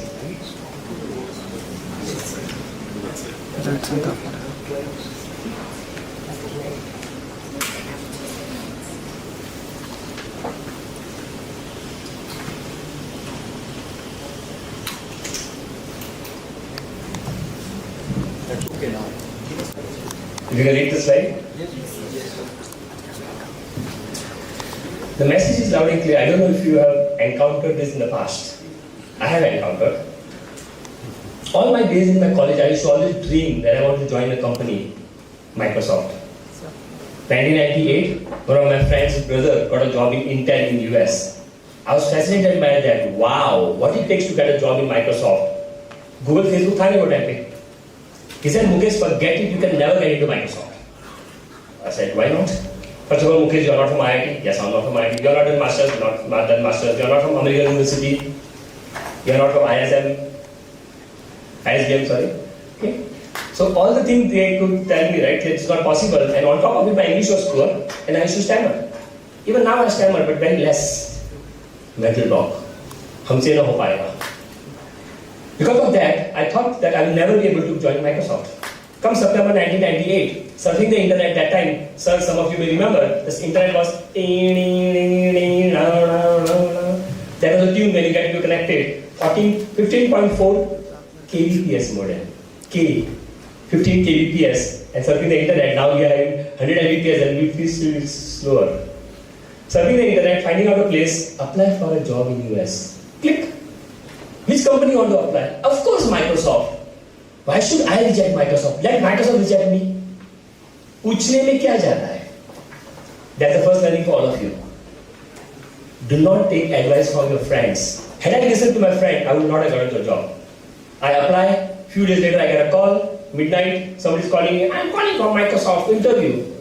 Maybe my friend's sister or my friend's wife might be pulling my leg. One call, two calls, my wife is परेशान हो रहा. रात को लड़की का call आते हैं, English में बात करती है. So those kind of challenges I was facing at that time. But anyway, then I got to think, okay, fine, please come to US for face-to-face interview. I said, okay, I have a passport, I have a visa, don't worry, take a printout and go to the embassy. Luckily, Trump was not there at that time. So I got my visa, I go to Microsoft and I got my job. Had I listened to my friend, I would not have got a job. So take advice from your friend, which movie you want to watch. Time of visit in there, time of use in there. Try to get those advice from the friends, but not for the job. So take advice from the right people, that is the message from this slide. By the way, I'm not on social media very much, I definitely am very active on LinkedIn. But when somebody posts something like this, I shamelessly copy them and use them in my presentation. So yes, my introduction has already been done. It's been 30 years in the industry. I'm not that old, by the way, okay? Few days older than you, that's it. So 10,000, 11,000 years. Okay? On my career, right, being at Microsoft for 13 years, by the way, when we talk about advertising and near and dear to my heart, I was heading advertising for Microsoft for 7 years. So Microsoft and Geo, it's all about how do I get the right ad at the right time. Well, I'm sure a lot of you hate advertising and you click the skip button or you hate it. But I'm pretty sure when pizza order karte hai, so 100 rupees advertising, you really want that, right? And that's exactly what I want. Like people will crave for advertising if they're advertising right. Not just the discount, but advertising. And I'm sure you know, dhunte reh jaoge, you know what an advertising means. You talk about daag achhe hai, right? And I love advertising because of that advertising. It's all about getting in people's mind, right? After coming back to India, I've been advisor to 18 universities now. Most of my subjects are taught there. It could be advertising, it could be product management, it could be HR analytics, multiple of those. And board of advisor to a couple of colleges there and published 2 books. I don't know how I wrote the 2 books. Still writing my 3rd book. I think I found a reason. I wrote the book because I took the advance for both the books. 3rd book I have not taken the advance yet. Once I take the advance, I'll finish the 3rd book as well. Why? Why AI? Right? I'm sure. If you're doing AI, no, very easy. ChatGPT, why do you need to learn AI? No. What you see AI, ChatGPT last 2.5 years, it's just 1% of the real AI. As Anita ma'am was talking about, right? Data. Let me give you some scenario. If you look at the current business landscape, we all have choice. Would you agree? Choice. Ola, Uber. Flipkart, Amazon. Okay? Anywhere, Zepto, Swiggy, Zomato, all those things they have choice. We have so much of choice, they are spoiled for choice. Okay? The expectation is anytime, anywhere, on any device. We expect it to be just working. Imagine you are going from one place to another place. You take out your Ola, your app, and you try to do Ola, and it shows you like this. Or like this, right? Circles. How many seconds are you going to wait? I want to hear from the audience. How many seconds are you going to wait to load, for the application to load? Any guess? 30 seconds? You have a lot of patience. 3 seconds, 5 seconds? 2 seconds. You don't have patience, huh? By the way, if you are giving answer which was 30 seconds, which is definitely wrong, 10 seconds also is wrong, 5 seconds also wrong, 15 seconds is also wrong. We never wait for rounded numbers.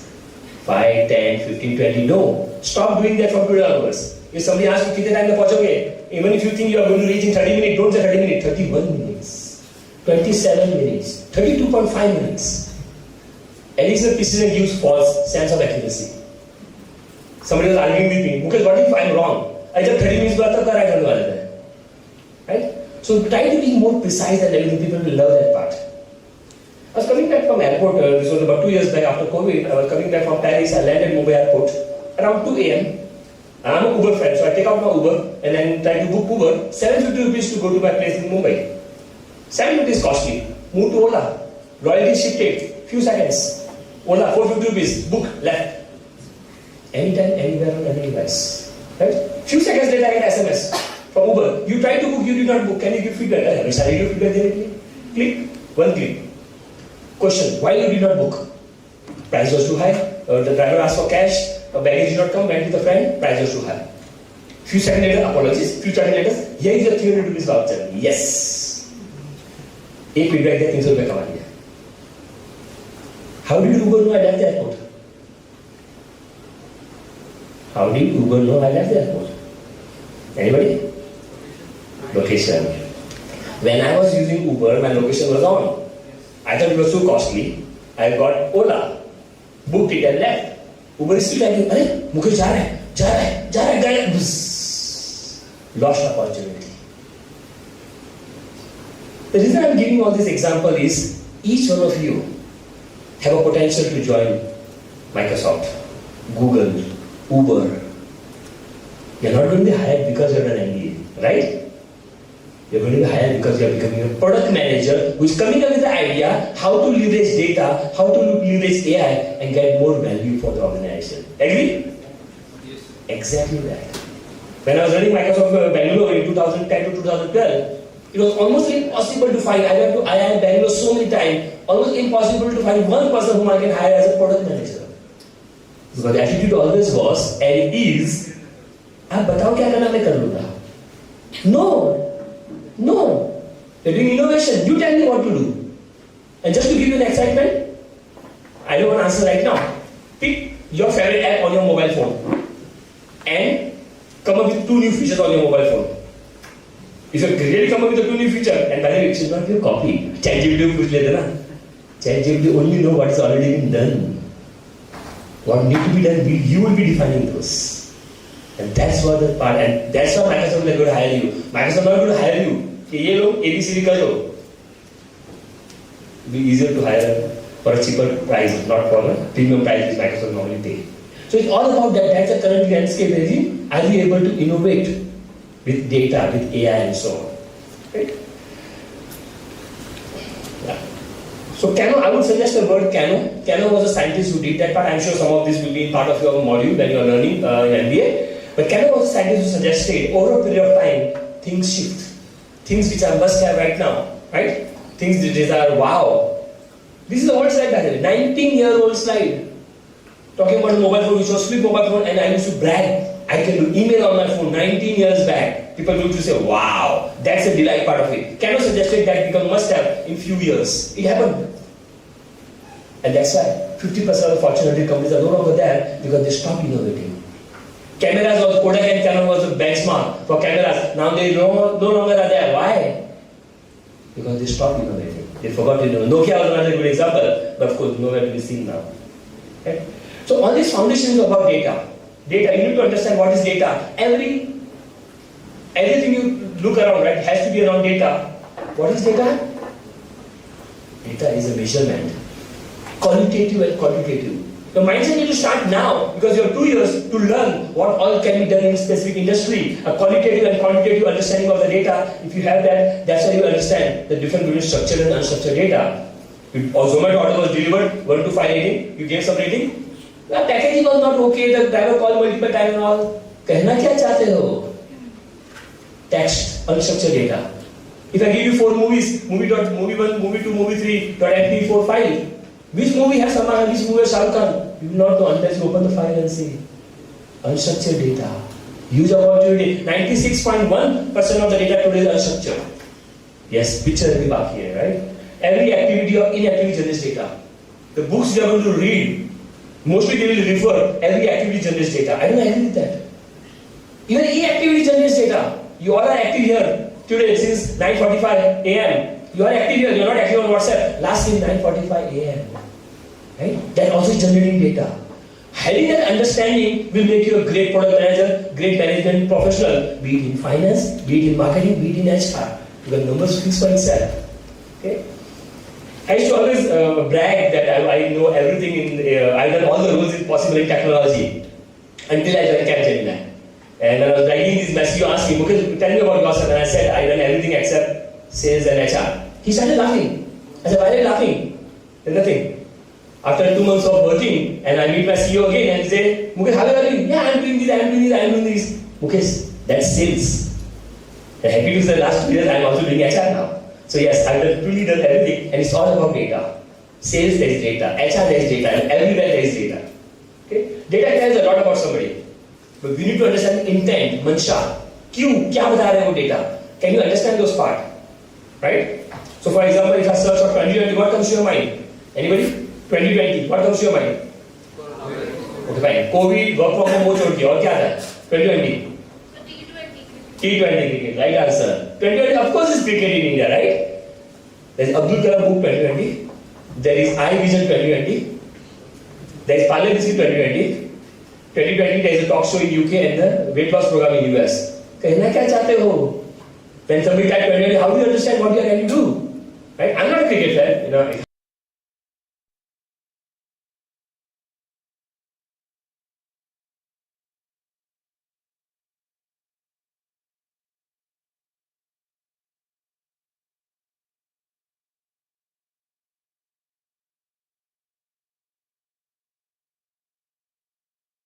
AI. So when you think about AI, think these 4 quadrants. The image may not be coming out because of lighting, but you got the idea about it. 4 quadrants. Initially, it started as computational. Calculators were considered AI at that era. Right? On the right top side, which is system, okay, that can think rationally. Then the era came of automation. A lot of automation which is coming in the last couple of years, last 20 years, I would say. And we are in the area of intelligence right now, which is system that can, okay, now right now it's like a human it is doing it. But the biggest part, opportunity which is still pending, which is about cognitive part of it, understanding the emotion and doing the right thing which is there for the organization. So that's the part of the AI. So I'm going to give you a few examples and then we'll be done with my session. Some of you may have seen this dialog box. 1999 when I joined Microsoft, I was not feeling good that a lot of times Microsoft application crashed. Got an idea. Can I understand why it is crashing? Right? As you saw, if you refer what Anita ma'am said, right? Last click where the attribution comes for the advertisement, right? Instead of that, can you do the path? And that's exactly what I did in the technology to understand why it crashed. What was the step people were doing before it crashed? Improved, right? At that time, my manager told me, Mukesh, that's the most pathetic idea I ever heard. Nobody will click the button. And he was right. Only 1.4% people click on the button. But if the product is used by 500 million users, 1.4% is more than enough. Another one, junk filter. And that is something which I really was honored working with Bill Gates at that time, 1999. And Bill Gates used to get 15,000 junk email per day. And that time we were studying how to reduce this part, and the richest man of the world at that time and not getting good emails, like what to do over there. So raise my hand, पूछने में क्या आता है? I said I will build a solution. I was told no, but still build a solution. And the solution is very simple. I'm going to build it right in front of you. Okay? And you will see how much AI is simple. The solution was, instead of focusing on the content, focus on the human behavior. For example, are you going to read a junk email for more than 5 seconds? No? Are you going to delete an important email in less than 3 seconds? That was our solution. Instead of focusing on content, let me focus on the behavior the human is doing with the email. Based on that, decide, okay, Mukesh doesn't like Flipkart email, but Mukesh is okay with Amazon. But you may like a Flipkart email, but not Amazon email. Dulhan wahi jo piyaman bhai. There was an old movie in Hindi, right? Which means personalization. Do it the way the user wants. And that's why if you're getting less junk in Outlook, you can thank me for that. That was a solution I built at that time. A very simple solution. This was my first interaction with Bill Gates. Like that, I had 6 more interaction. But a lot of learning were there because he wanted solution out of the box, right? Rather than thinking what people to be do. And by the way, none of these things were taught in books, and there was no ChatGPT and there was no Google at that time. Behavior. You might have seen when you are doing any office application, too fast. You will see the menu item what you get right now is more of a ribbon. But in the olden days, this was menu item. Okay, and I realized that Bill Gates was taking too many time to click certain things, and my observation was totally it takes 7 clicks for performing multiple tasks. Why should it take 70 clicks? Can I do it in 1 click or 2 clicks? Just doing the measurement, finding out that at that moment what are you going to do. So when you are in PowerPoint, you see the menu changes. When you are in Excel doing certain activity, the menu changes. So that it's very near to you, so that you can get the work done at faster. Again, understanding the human behavior and doing something around those. Any guess? When you do a search results are blue in color. Any guess why blue in color? Anybody? Blue. Why it's blue in color? Okay. This is a section of called curiosity. I would encourage all of you to be more curious. Ask question. And by the way, you will get answer either on Google or ChatGPT if you're asking this question. I asked this question. I was curious. Right? I'm talking about 2005. Curious. Why it is blue in color? Somebody told me, Mukesh, that's because blue is color of trust. Okay. So I searched and find out, yes, blue is the color of trust. But why this shade of blue? Why not some other shade of blue? So ran an experiment. We also call it A/B testing. Run an experiment. 10 different shades of blue running to find out which shade gives us better results. Money, of course, right? Because at that time I started working in advertising and team. I said, you know what? I want to show in a way such that more people will click on the advertisement. 9 darker shades gave us 45% more click-throughs. Changed. Right? Again, data-driven innovation. Another one, you might have seen these flags on the right side of the email. Year 2000, I was in Bill Gates' office. I see him doing right-click, unread. Right-click, unread. I was curious. I asked Bill Gates, why are you doing right-click, unread? There is an option. Go to click here, click here, click here. That's better. And Bill Gates looks at me and said, Mukesh, that's 3-click. Then I was like, I'm so stupid. I'm challenging Bill Gates. 3-click is not good. 2-click is good. What is better than 2-click? 1-click. Thursday I got an idea. I worked on this without permission from my manager. Thursday, Friday, Saturday, Sunday. The right side flag was created. Showed to Bill Gates next day on Monday. Bill Gates said, good. Getting a good from Bill Gates like a Nobel Prize. Again, simple, understanding, observing, observation. Each of you as an MBA student is not about what people will tell you what to do. Just observe and do the right thing for the organization. Can you go to the next slide, please? Telecom, Jio, नाम तो सुना ही होगा. So after leaving Microsoft, I decided to join working Bill Gates in the earlier days in Microsoft. But then I decided to join Mukesh Ambani with Jio, and it was all about how do you. Of course, it was advertising for Jio. But as soon as I realized that I want to get into analytics, so I started creating reports and sending it to him. You might have observed when it was launched, every few days, few weeks, the network was improving. And it was all based on the AI algorithm which I wrote there. It was about understand that in this region near Bangalore, there are 1,000 people there, but the network is only 1 bar, 2 bar. Compared to this region, the network is 3 bar. So every time you are using your phone or not using your phone, the network was captured. And I got an idea from there, because I was traveling in Mumbai from office to home every night, late night. बीवी से बात कर रहा हूँ phone पे. And at one point the call is always get dropped. It was still launched, Jio was not launched. Or call was also always getting dropped. Then I realized, if the call is dropping, we should be able to found out, and then wrote this algorithm, and we got this system done. Today, you go anywhere in India, Jio works. And if you don't work, don't blame me, because I left Jio some time ago. Okay. So here is another one from the video side of it, on the top side of it, understanding the human behavior, video, and see what will work best for this particular user in the cruise line to be able to give some good offers to this person.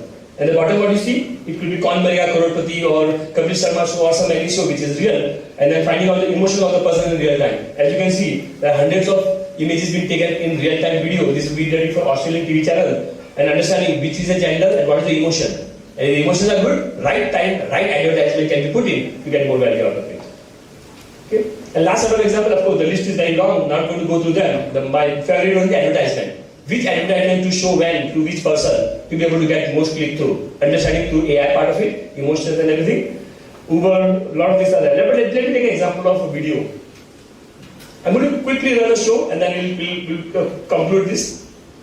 You got a brand new laptop, brand new. You connect it to Wi-Fi. You have not logged into Gmail, not logged into YouTube, no search done. You open, you go to youtube.com. What would you see? Signing no. Trending, yes. Things which are trending in South Africa will show to you, right? No. Trending in Bangalore, correct? Trending in the current location. You don't like it. You said, no, I don't want it. I want Dabang. You want Dabang. So what would you do? Type Dabang. You saw, you got the movie list. You click on the movie, you watch the movie. You close the laptop. After 2 hours, you open the laptop. Now you go to YouTube again. Now what would you see? What? Sorry? These movies? Recommendation. What will be the recommendation now? So according to our ideas and what I know, so that No, not ideal. You just saw one content. Damang. Samahan. You are watching because of Samahan? I thought you were watching because of Sonakshi Sinha. YouTube doesn't know why are you watching. YouTube only knows there are 144 parameters of the video content. And depending on what you watch, those parameters are given 1 value, 2 value, and then it goes circulating and then find out what is best for you. That's why you will notice. When YouTube is giving 7 recommendations, 6 out of 7 recommendations, wow, you want to watch any of those. You click on one of them, that is called explicit yes. You do not click, that is implicit no. And you might have observed, when you're watching some content, automatically the next video content starts.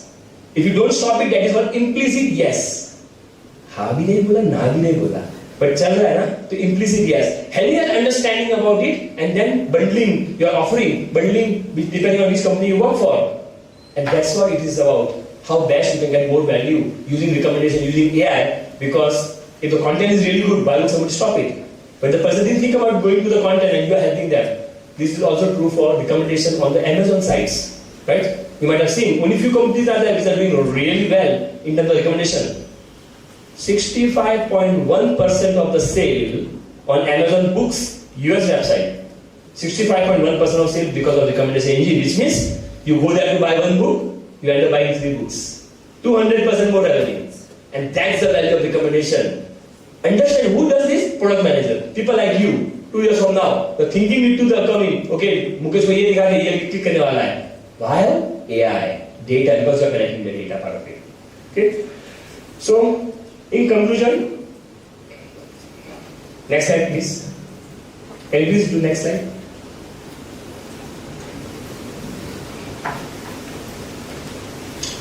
So what are industry expectations? Next slide. Industry expectation is how can you leverage data and AI and come up with some business value. It's all about business value, trust me, right? Data analytics, how things work. Today if I ask you how Google Map works, would you be able to give an answer to that? Right? If not, then learn. Curious mindset. We should all around those part of it. Ideas and all. Ultimately the summing of it, jack of all 10, master of, change it. Master of some. None you, some. You know everything and your master is some area. And that has been my motto right from my first year of my career, that I want to learn everything. And that's why I keep saying that I know everything in technology because I've been learning all of those parts. Next slide. So these 3 combinations will be key for you. Attitude, aptitude, curiosity. Curiosity is a big one. Next slide. Curiosity, how things work. Curious, I want to learn everything. That curious part of it will take you to the next level. Albert Einstein once said, I am neither gifted or knowledgeable. I am just curious. And trust me, with curiosity you will learn a lot. Next slide.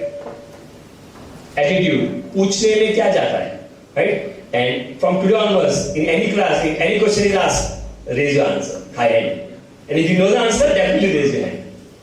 Okay? I taught this to my daughter and my son in their early years of their childhood. And my daughter, of course, came first in India. So we were in Bangalore, first in India, and her name comes in Times of India. पूछने में क्या जाता है? And now she's working for Google, by the way. Okay? Same thing for learning new things. You just need to have the attitude towards that. Next slide. Okay? And aptitude. You need to learn all of this. Of course, you are mostly management student, but understanding if you are in finance, how finance really work, how anti-money laundering work, how financial fraud happens, how fintech companies are growing. Marketing, same thing. How do you get more to people? And last but not least, the HR part of it. How do you make sure you are keeping the employee motivated? Last slide. Next. Yeah, so just this is, as I mentioned, this is my 5694 lecture. You can click all of them. So my learning has been try, push and gather is the main one. A person with a new idea is crank until the idea succeeds. So that has been my motto, that I always want to come up with a new idea. Okay? Action without result is noise. You cannot just say, that I tried. And my son was in the 2nd grade at that time. He comes to me once and tells him, Dad, I got a B grade. I said, why B grade? Dad, at least I tried. Yes, he tried. But after that, after some feedback session happened, he was a topper at IIT Hyderabad. Recently he passed out and now working for in Bangalore in Databricks. Okay? If somebody can find mistake, why can't you yourself find? This is very, very important part of it. Yes, you can use ChatGPT, but don't just copy paste. Find out if it's obvious. By the way, trust us. If you write anything on ChatGPT and give it to us, without changing, we can make out that it is from ChatGPT without using a tool. So trust us. There is learning in everything. Whatever you are doing, just make sure you are learning there. Do what you enjoy. do what you enjoy. I can tell you, you will never feel like you're working. That's how I am enjoying. It's been 30 years for me, and every day I'm enjoying my job. And maybe there are a few months I didn't enjoy, I changed my manager, right? And that's how it is. And last but not the least, give back time to community. This is how I give back time to community. Thank you very much.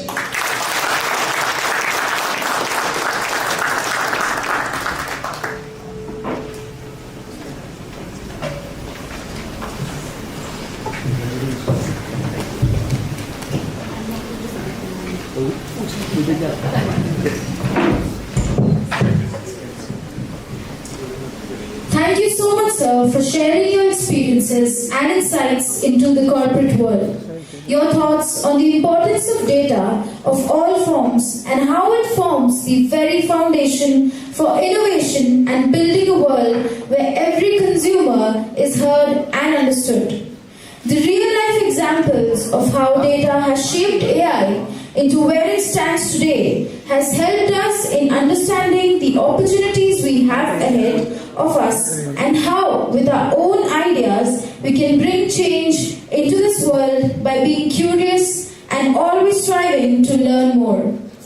Thank you, sir. We are grateful for your presence here today and for sharing your insights with us. It's my absolute pleasure to welcome today's keynote speaker, a leader who truly embodies the spirit of transformation and people-first leadership, Mr. Santosh TK, Director of India Talent Acquisition at Dell Technologies.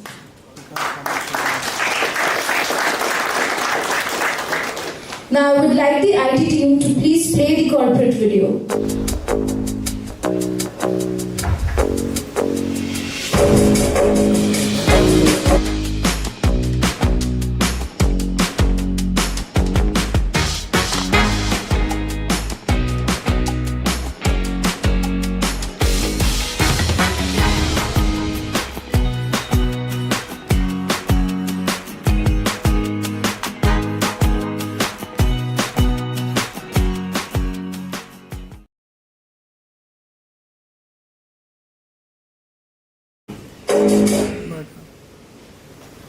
Thank you, team.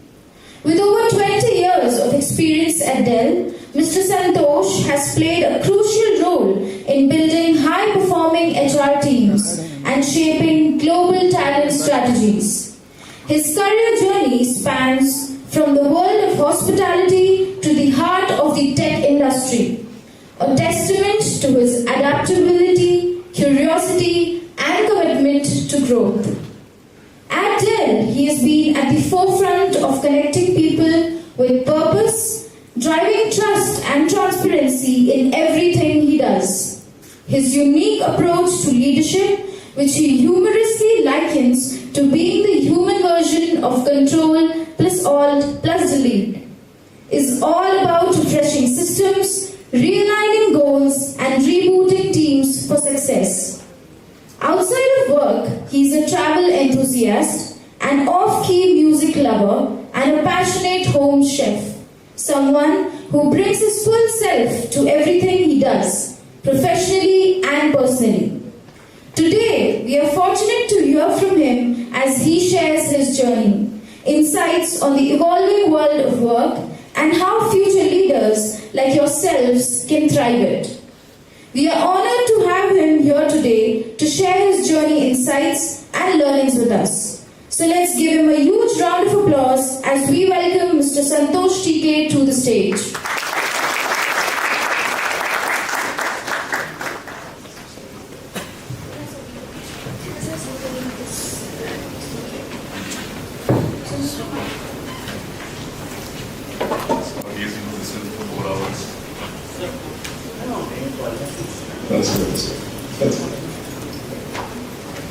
Thank you so much. I know it's not easy to listen to all of us for 4 hours. Do you want the good news or the bad news? Yes, good news, bad news. What do you want first? पूछने में क्या जाता है? Sir said just now. पूछो. Good news? Good news is I'm the last speaker. I looked at the agenda. There is a break after this. The bad news is got to bear with me for another 10 minutes. So on 10 slides, I won't take long for sure. I know I'm between lunch. It's very, very hard to go after this very distinguished panel. From Dr. Raghunandan all the way to Dr. Jairam, everything that I want to say has already been covered. So I feel like this is by design, where I come in and can kind of do a recap of everything that's happened in the last 3 or 4 hours that I've been here. But greetings and welcome to this wonderful institute. It's been a while since I've come this side of town. But I really want you to take a moment to applaud your parents in the room, yourselves and this wonderful faculty and this wonderful institute. So let's do that first before I go through my grand section. Super. It's an honor to be here. Absolutely fantastic. How do you know you joined a wonderful institute? I know it's time for lunch. How do you know? Sorry, a little louder, please. Let's get some energy. You had a point. How do you know you joined a wonderful institute? So I'll tell you a story. On a rainy day, I got a call from Samuel saying, would you like to come and be a keynote speaker? I mean, nothing left in the keynote anyway, because everything has been covered already. And I got this call and, quickly followed up with the invite, followed up with the directions to the institute. Was offered a transport if I wanted, which I refused. I said, I don't want to. You come in here and the security guard says, are you Santosh? I'm like, yeah, I am. You walk in, everything is seamless. The flowers are fresh, the air conditioning is perfect, people are warm. That's when you know you joined a wonderful institution, right? So congratulations on being here. It's going to be wonderful in the next 2 years. I know a lot has been said about what your life at this college is going to be like, but I'm sure you'll come out as leaders, as the caption says. So I'll dive right in, like this here. I like this quote, and none of this is AI generated images. I want to say that off. I know we're talking a lot about AI. This was made in 2016. And a wonderful intern with me was interning, and I said, let's do something fun. I was going to address a bunch of new hires, so let's do something different. In those days, all your presentations were very text heavy, and I decided not to have anything too text heavy. So I said, just do pictures, because I'm very aware attention spans are very, very low in this room, so I want to make sure that I capture attention. I want to start with this quote of Nelson Mandela, where he said, in every situation that you are, you either win or you learn.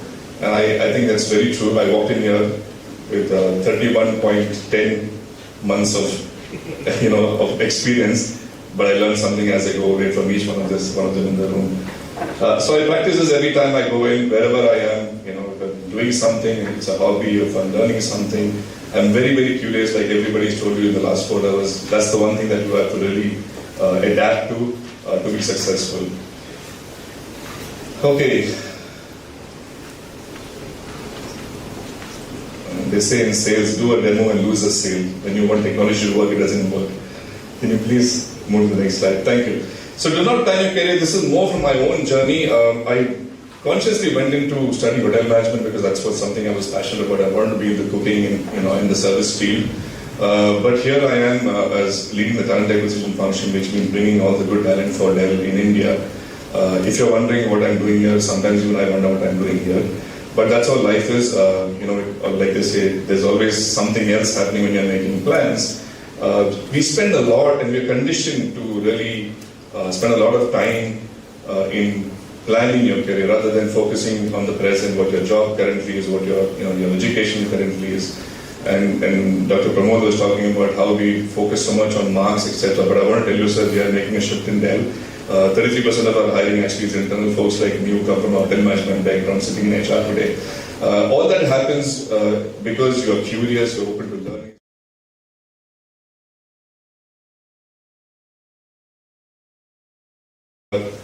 Constantly focusing on building your skills, not really planning your career, what your next job is going to look like. This has been said so many. $1 Million movie. I don't know if you watched this movie, $1 Million Baby. It's a Clint Eastwood movie. It's wonderful. Please take a moment when you have to watch it. You watch so many movies. Watch one more doesn't make it. What is the biggest risk that you will take? Not taking a risk, right? That is so next thing. Not taking a risk. So that is the point, right? The biggest risk is the lost opportunity of not taking a risk. And sports, Dr. Pramod spoke about cricket. I'm a big fan too. I watch very, very regularly. But in sports, there is only do or die. There's nothing else, right? When you're in the field, you become a hero, you become a zero. But you take that chance. Whatever happens, there's no thinking that there's going to be a failure. So Paddy Upton used to be the coach for the Indian cricket team, along with Gary Kirsten when they won the 2011 World Cup, the famous last ball six of Dhoni and Wankhede. And Paddy Upton always said, listen, the Indian team is going to be all full of people who are not going to be super fit like the Australians, right? But that's our body structure. So Virendra Sehwag likes to eat his aloo paratha, somebody eats chole bhature. You're not going to change that. So instead of focusing on doing something unnatural for the Indian team, what they did really was to shift their mind, the way they were thinking. So they said Sehwag is crazy, he's going to hit every ball. Let him play his natural game.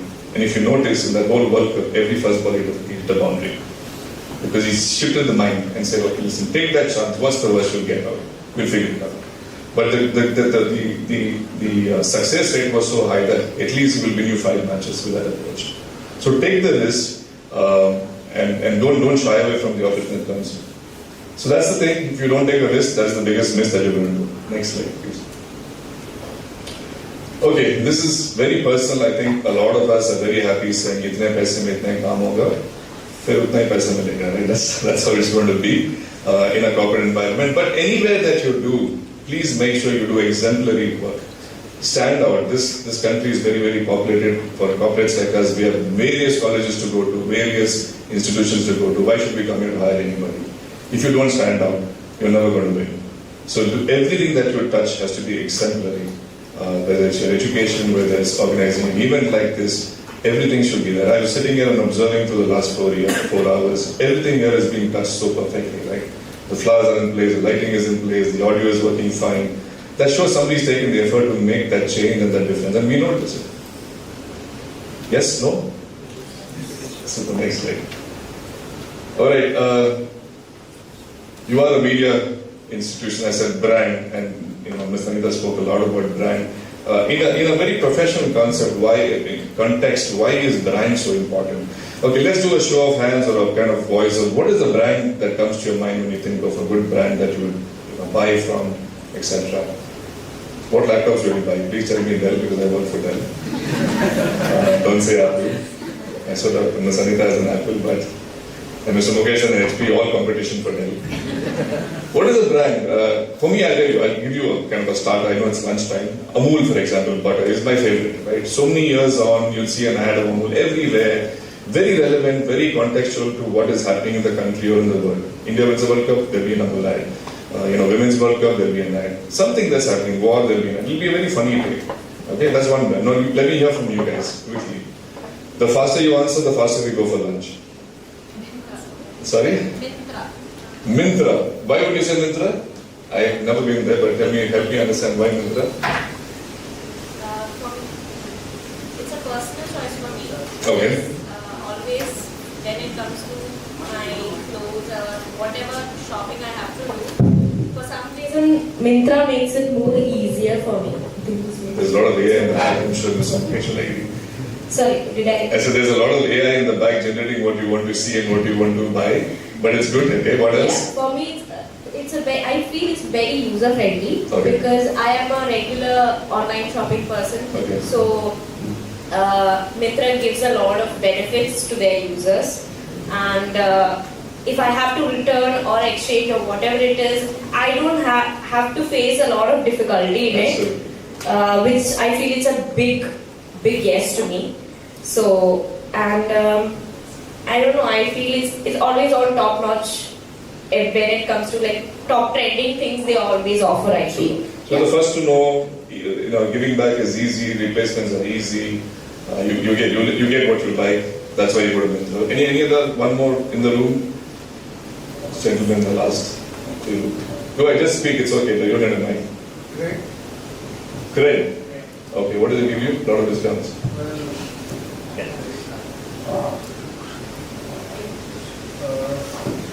Very, outstanding marketing and ads. Do you buy? Do you sell? Do you?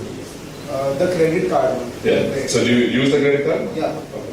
So, like the ads are pretty nice, and the entrepreneur, he's some sharp.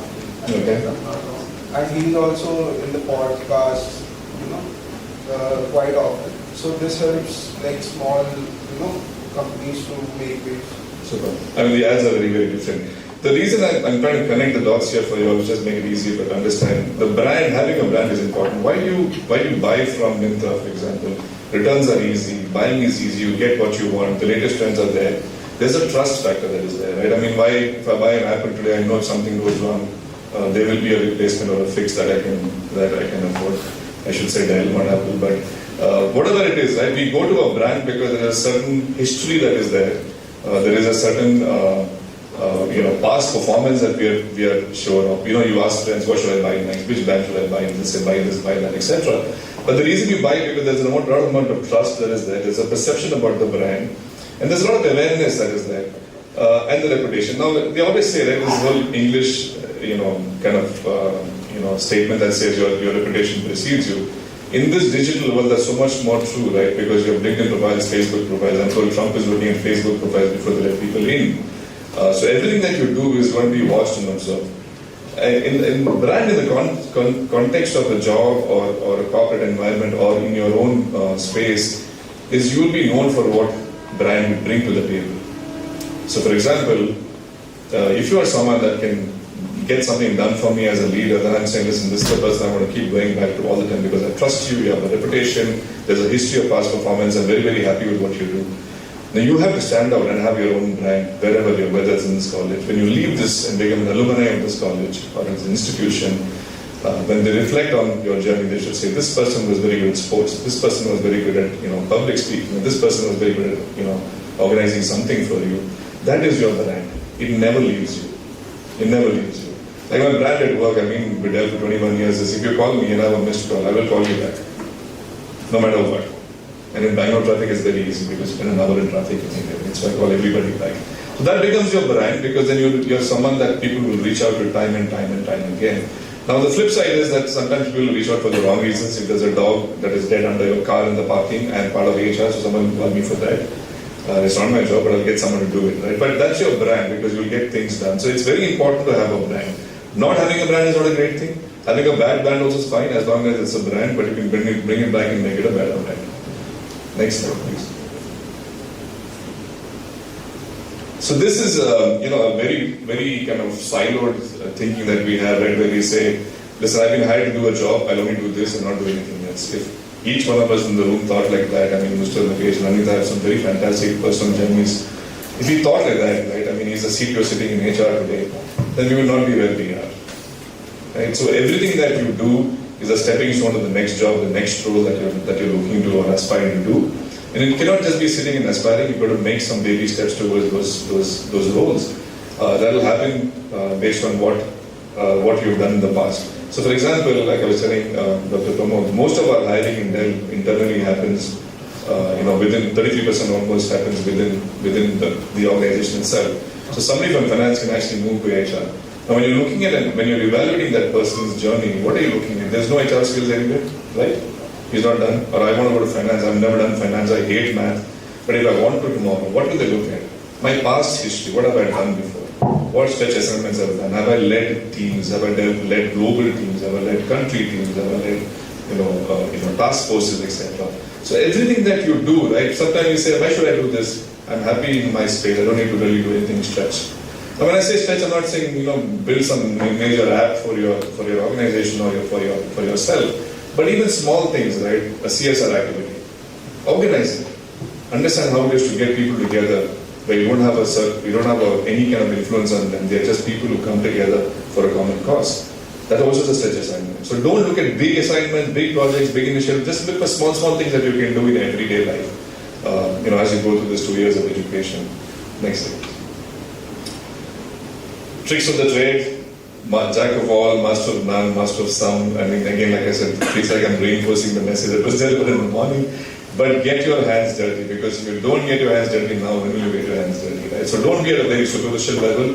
We want people to come in, which is why, to Mr. Mukesh's point, we don't hire from IITians. We don't in Red Dell. We want people to come with a very open mind. We want people to come and say, listen, I'll get something done for you. It doesn't matter what my education has been or what I've done in the past. So get your hands dirty, learn the job, don't learn the tricks of the job. Please focus on learning the core job. That's how you sign out as a professional when you graduate from this institute. Okay, This, I feel like I'm preaching to the choir. You guys are much ahead of when it's networking. This was, like I said, made in 2016 when social media was still a little nascent. But please use every opportunity. This is your massive network that you have within yourselves as an alumni. Reach out to all of us. Catch us on LinkedIn. I'm very happy to connect. But network, because that is where you will learn and grow. When you're in an organization, they say information is power. The more network you are, the more information you get. That way you feel a lot more ahead of everybody else in your organization or in your own teams. There is one very important point that I want you to take as a personal learning. Do not dismiss anybody as unimportant. Do not dismiss anybody as unimportant. From the doorman to the chairman, everybody is important. We tend to talk to people at our level, we talk to people at ours. That's not something we want. We want to make sure that everybody is respected, everybody has some role to play. Even a security guard could have stopped me there. I could have spent 15 minutes to explain to him who I was, but he let me in very nicely, which is why I was on time. Otherwise I was running late. So don't dismiss anybody as unimportant. Don't wait to start networking. Any opportunity that you get, please use it. Talk to each other on the table. I've seen everybody's been sitting very silent and very straight faced. I know it's day one, but interact, network, because that's where the real true gold is. All right. Okay, this quick one. I said in the same order. It was a Bill slide. For some reason, it comes together now. Legacy is when you leave it better than you found it. Legacy is when you leave it better than you found it. Whatever that is. Whether it's you're cooking something, you have a hobby, whatever it is, whether it's a job, whether it's your education, whatever it is, right? If you can turn a few things around and make it look better than how you found it, that's legacy. Mastery, like I said, get your hands dirty, learn the job, become such a profession that everybody wants to hire you. So much among this billions of people that we have in this country. And then, if you have legacy and mastery, it gives you the freedom. And when I say freedom, is where can I work, which country I want to work for, which organization I want to work for, whether it's Microsoft or Geo or any of these companies that you want to work for. But the order is important. Most times we want freedom before we have legacy and mastery. So get the legacy first, get the mastery next, and then you will have absolute freedom to do what you want. You can decide when to work, you can decide where to work, you can decide how you want to live your life. Does it make sense? Right, this is more of a personal statement. Take it or leave it. I mean, I have 10, 12 slides, one slide over the wall, doesn't matter to me. But I do believe when you come and dress for the occasion, then there is a certain level of confidence that you display. You never go to the beach in a suit, so then why would you come to work in beach clothes? Right? I know, like Dell doesn't have a dress code. We don't have a dress code in Dell. But, I mean, I do look at people who come in shorts because I'm forming a perception. So remember, when you're in anywhere, in a marriage function, in your family gatherings, in a setting like this, the cameras are on, lights are on, everybody is watching you. So how you show up is very important. When you dress, there's a certain amount of confidence that comes out of you, which you may not see it or feel it, but as you go through it, you realize that it is very important to dress for the occasion. But like I said, it's personal. You don't like it, no need, nothing to worry. Next slide. All right, we had a CHRO years ago who said there's only one life, you've got to live in it, you've got to work in it. So while you are kind of doing your job, doing your studies, make sure you also live. Pick up a hobby, do something that really excites you, pick up an instrument. Whatever that really, if you want to sleep, if that excites you, then just do sleep. Whatever that gives you peace of mind, do it, because you don't want to look back at life and say, listen, I just missed on everything while I was studying and working. So make sure that you have something that will keep you, away from whatever you're doing. And also remember, in a corporate environment, I've done 31 years of working, and there are some people who are senior to me in this room. You're never going to get any joy from the job. So if you're looking for joy in the job, it's not going to happen. Find it elsewhere. So if CSR is your calling, do it. Like the last note on Mr. Mukesh's slide, give back. I do a lot of mentorship. I give me a lot of joy. I love being in a room with youngsters like you, which is why I come. But do something that really excites you, keeps you grounded, gives you a different perspective to life, apart from just what you're doing, your studies or your job or whatever that you're doing. All right. And just in case you were not listening to me, I have a recap slide. You can just click. But that pretty much brings me to the end of my keynote. Like I said, there was nothing key about it because whatever I had to say was already said before me. But I think that's true. I think it was not by design, but it happened to be such that everything that you had to hear from all of us on day one you've heard. It's been an absolute pleasure and a privilege to be here. Thank you so much for having me, and all the very best to each one of you in the room. Thank you.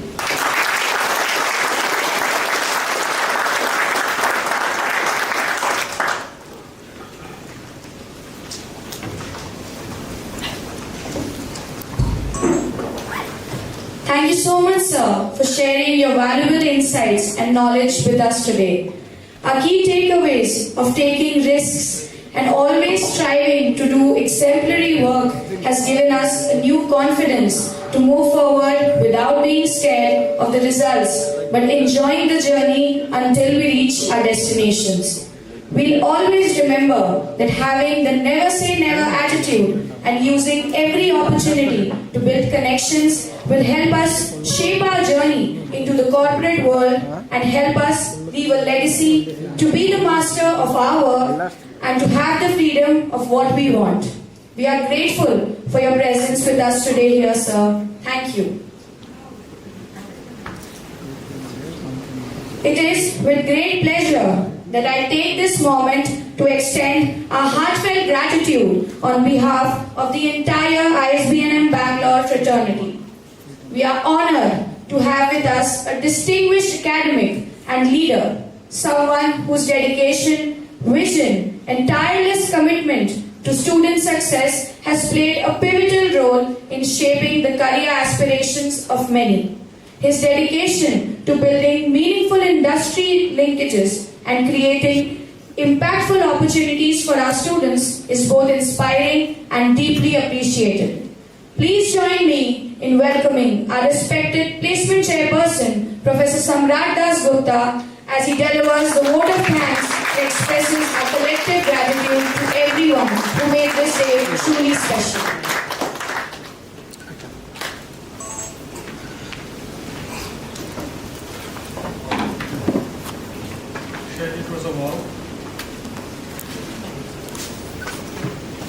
Can you hear me right now? Okay, sorry. I have never had this good introduction at this point of time.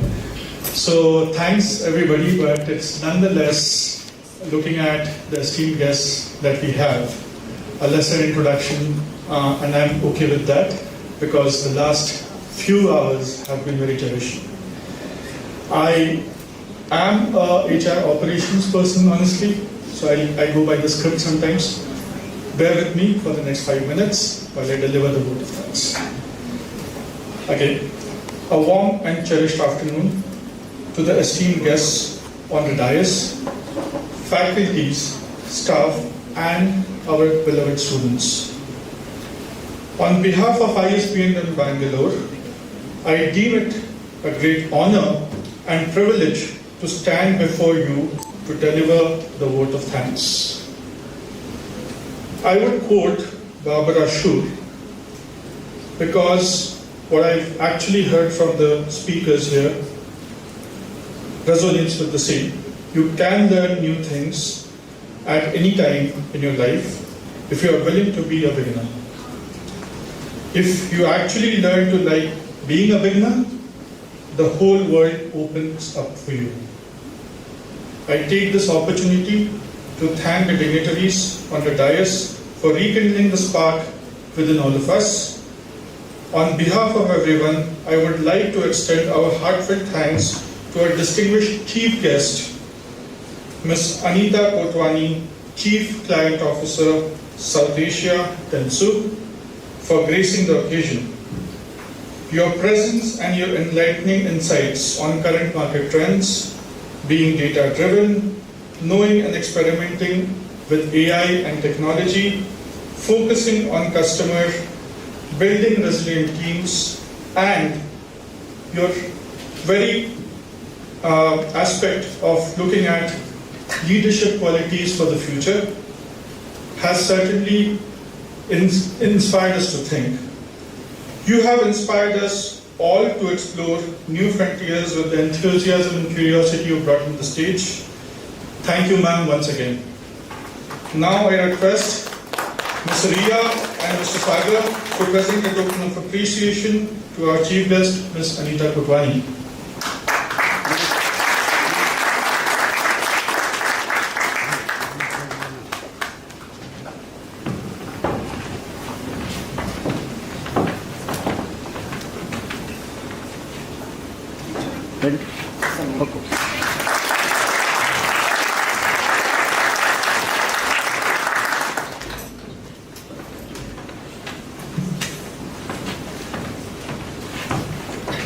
Photo.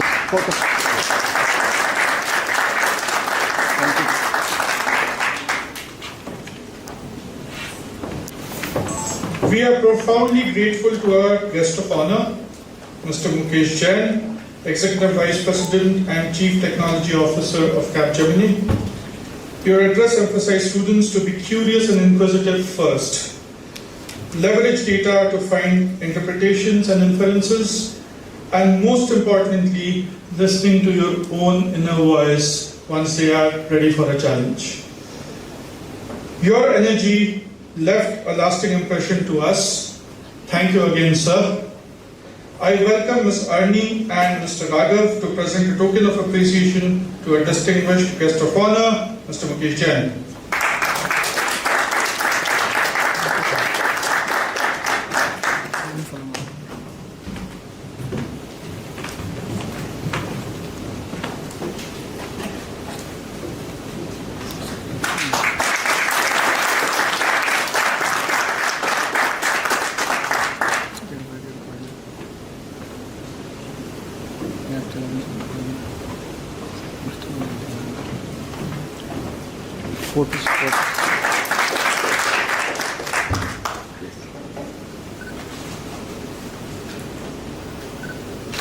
Thank you, sir.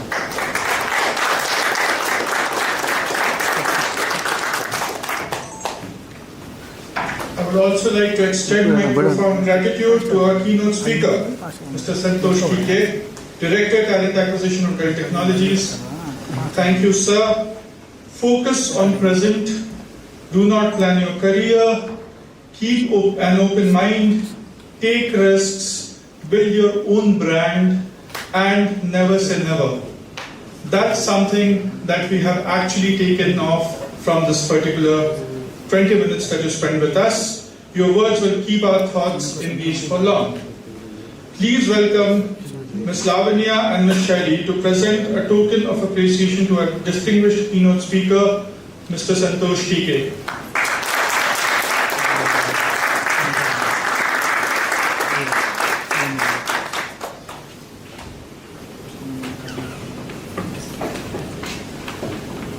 Sir, please.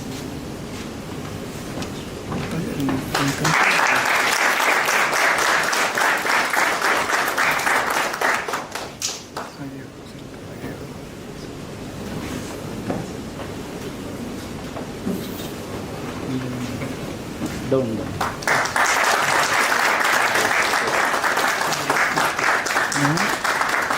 Thank you.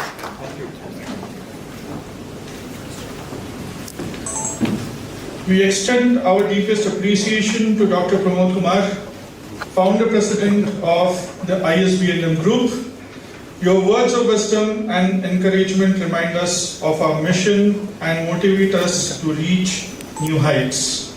Thank you, sir, once again to be present here.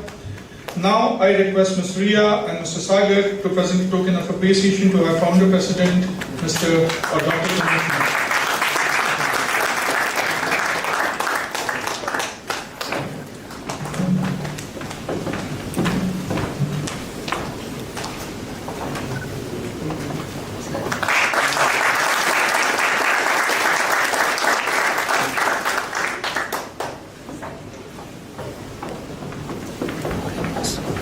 All right.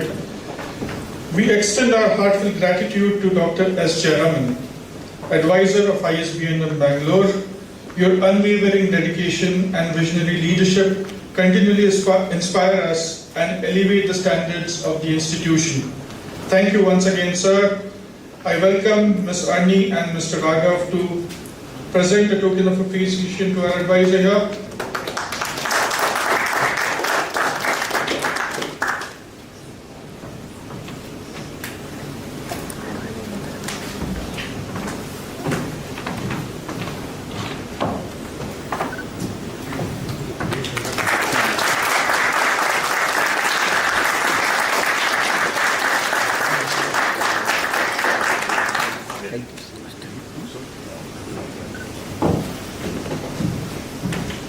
Further to the list of gratitudes, I would like to add Dr. Raghunandan, Director of ISB&M Bangalore. Your support and optimism towards this institution gives us a renewed energy. Thank you once again, sir, for gracing the occasion. I would like to invite Lavanya and Shaili to present a token of appreciation to our advisor or director.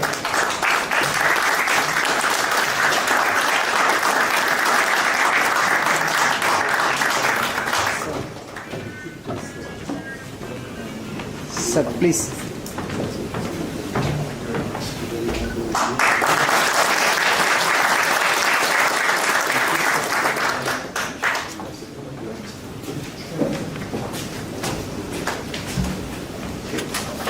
Last but not the least, there is a big team that is actually gracing this occasion.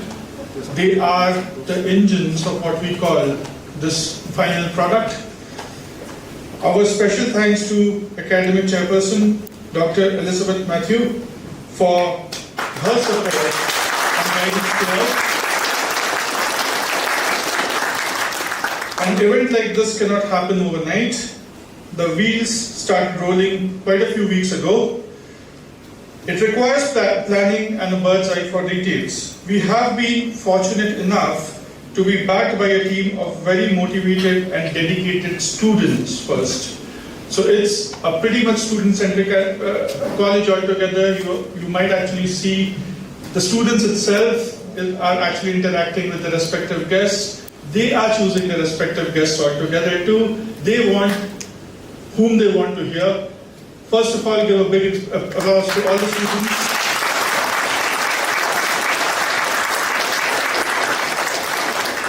We extend our gratitude to the faculty and staffs guiding them too.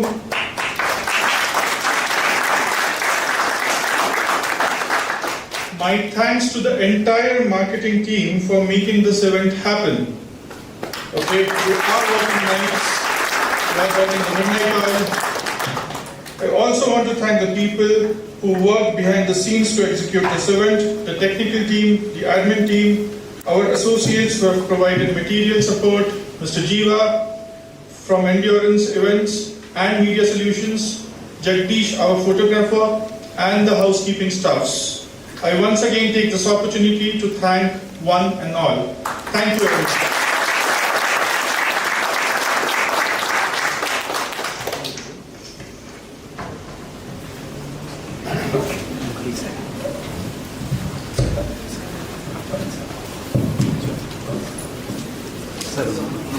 You want a photograph? Yes.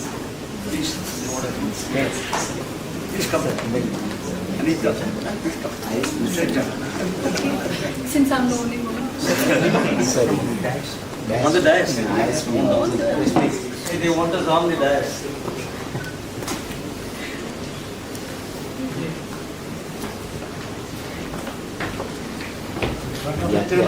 No, no, sir.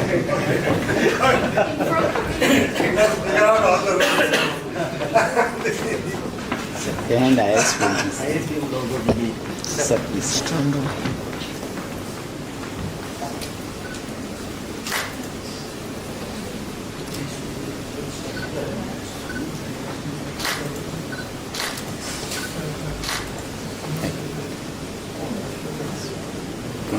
Thank you, sir. Thank you. Thank you.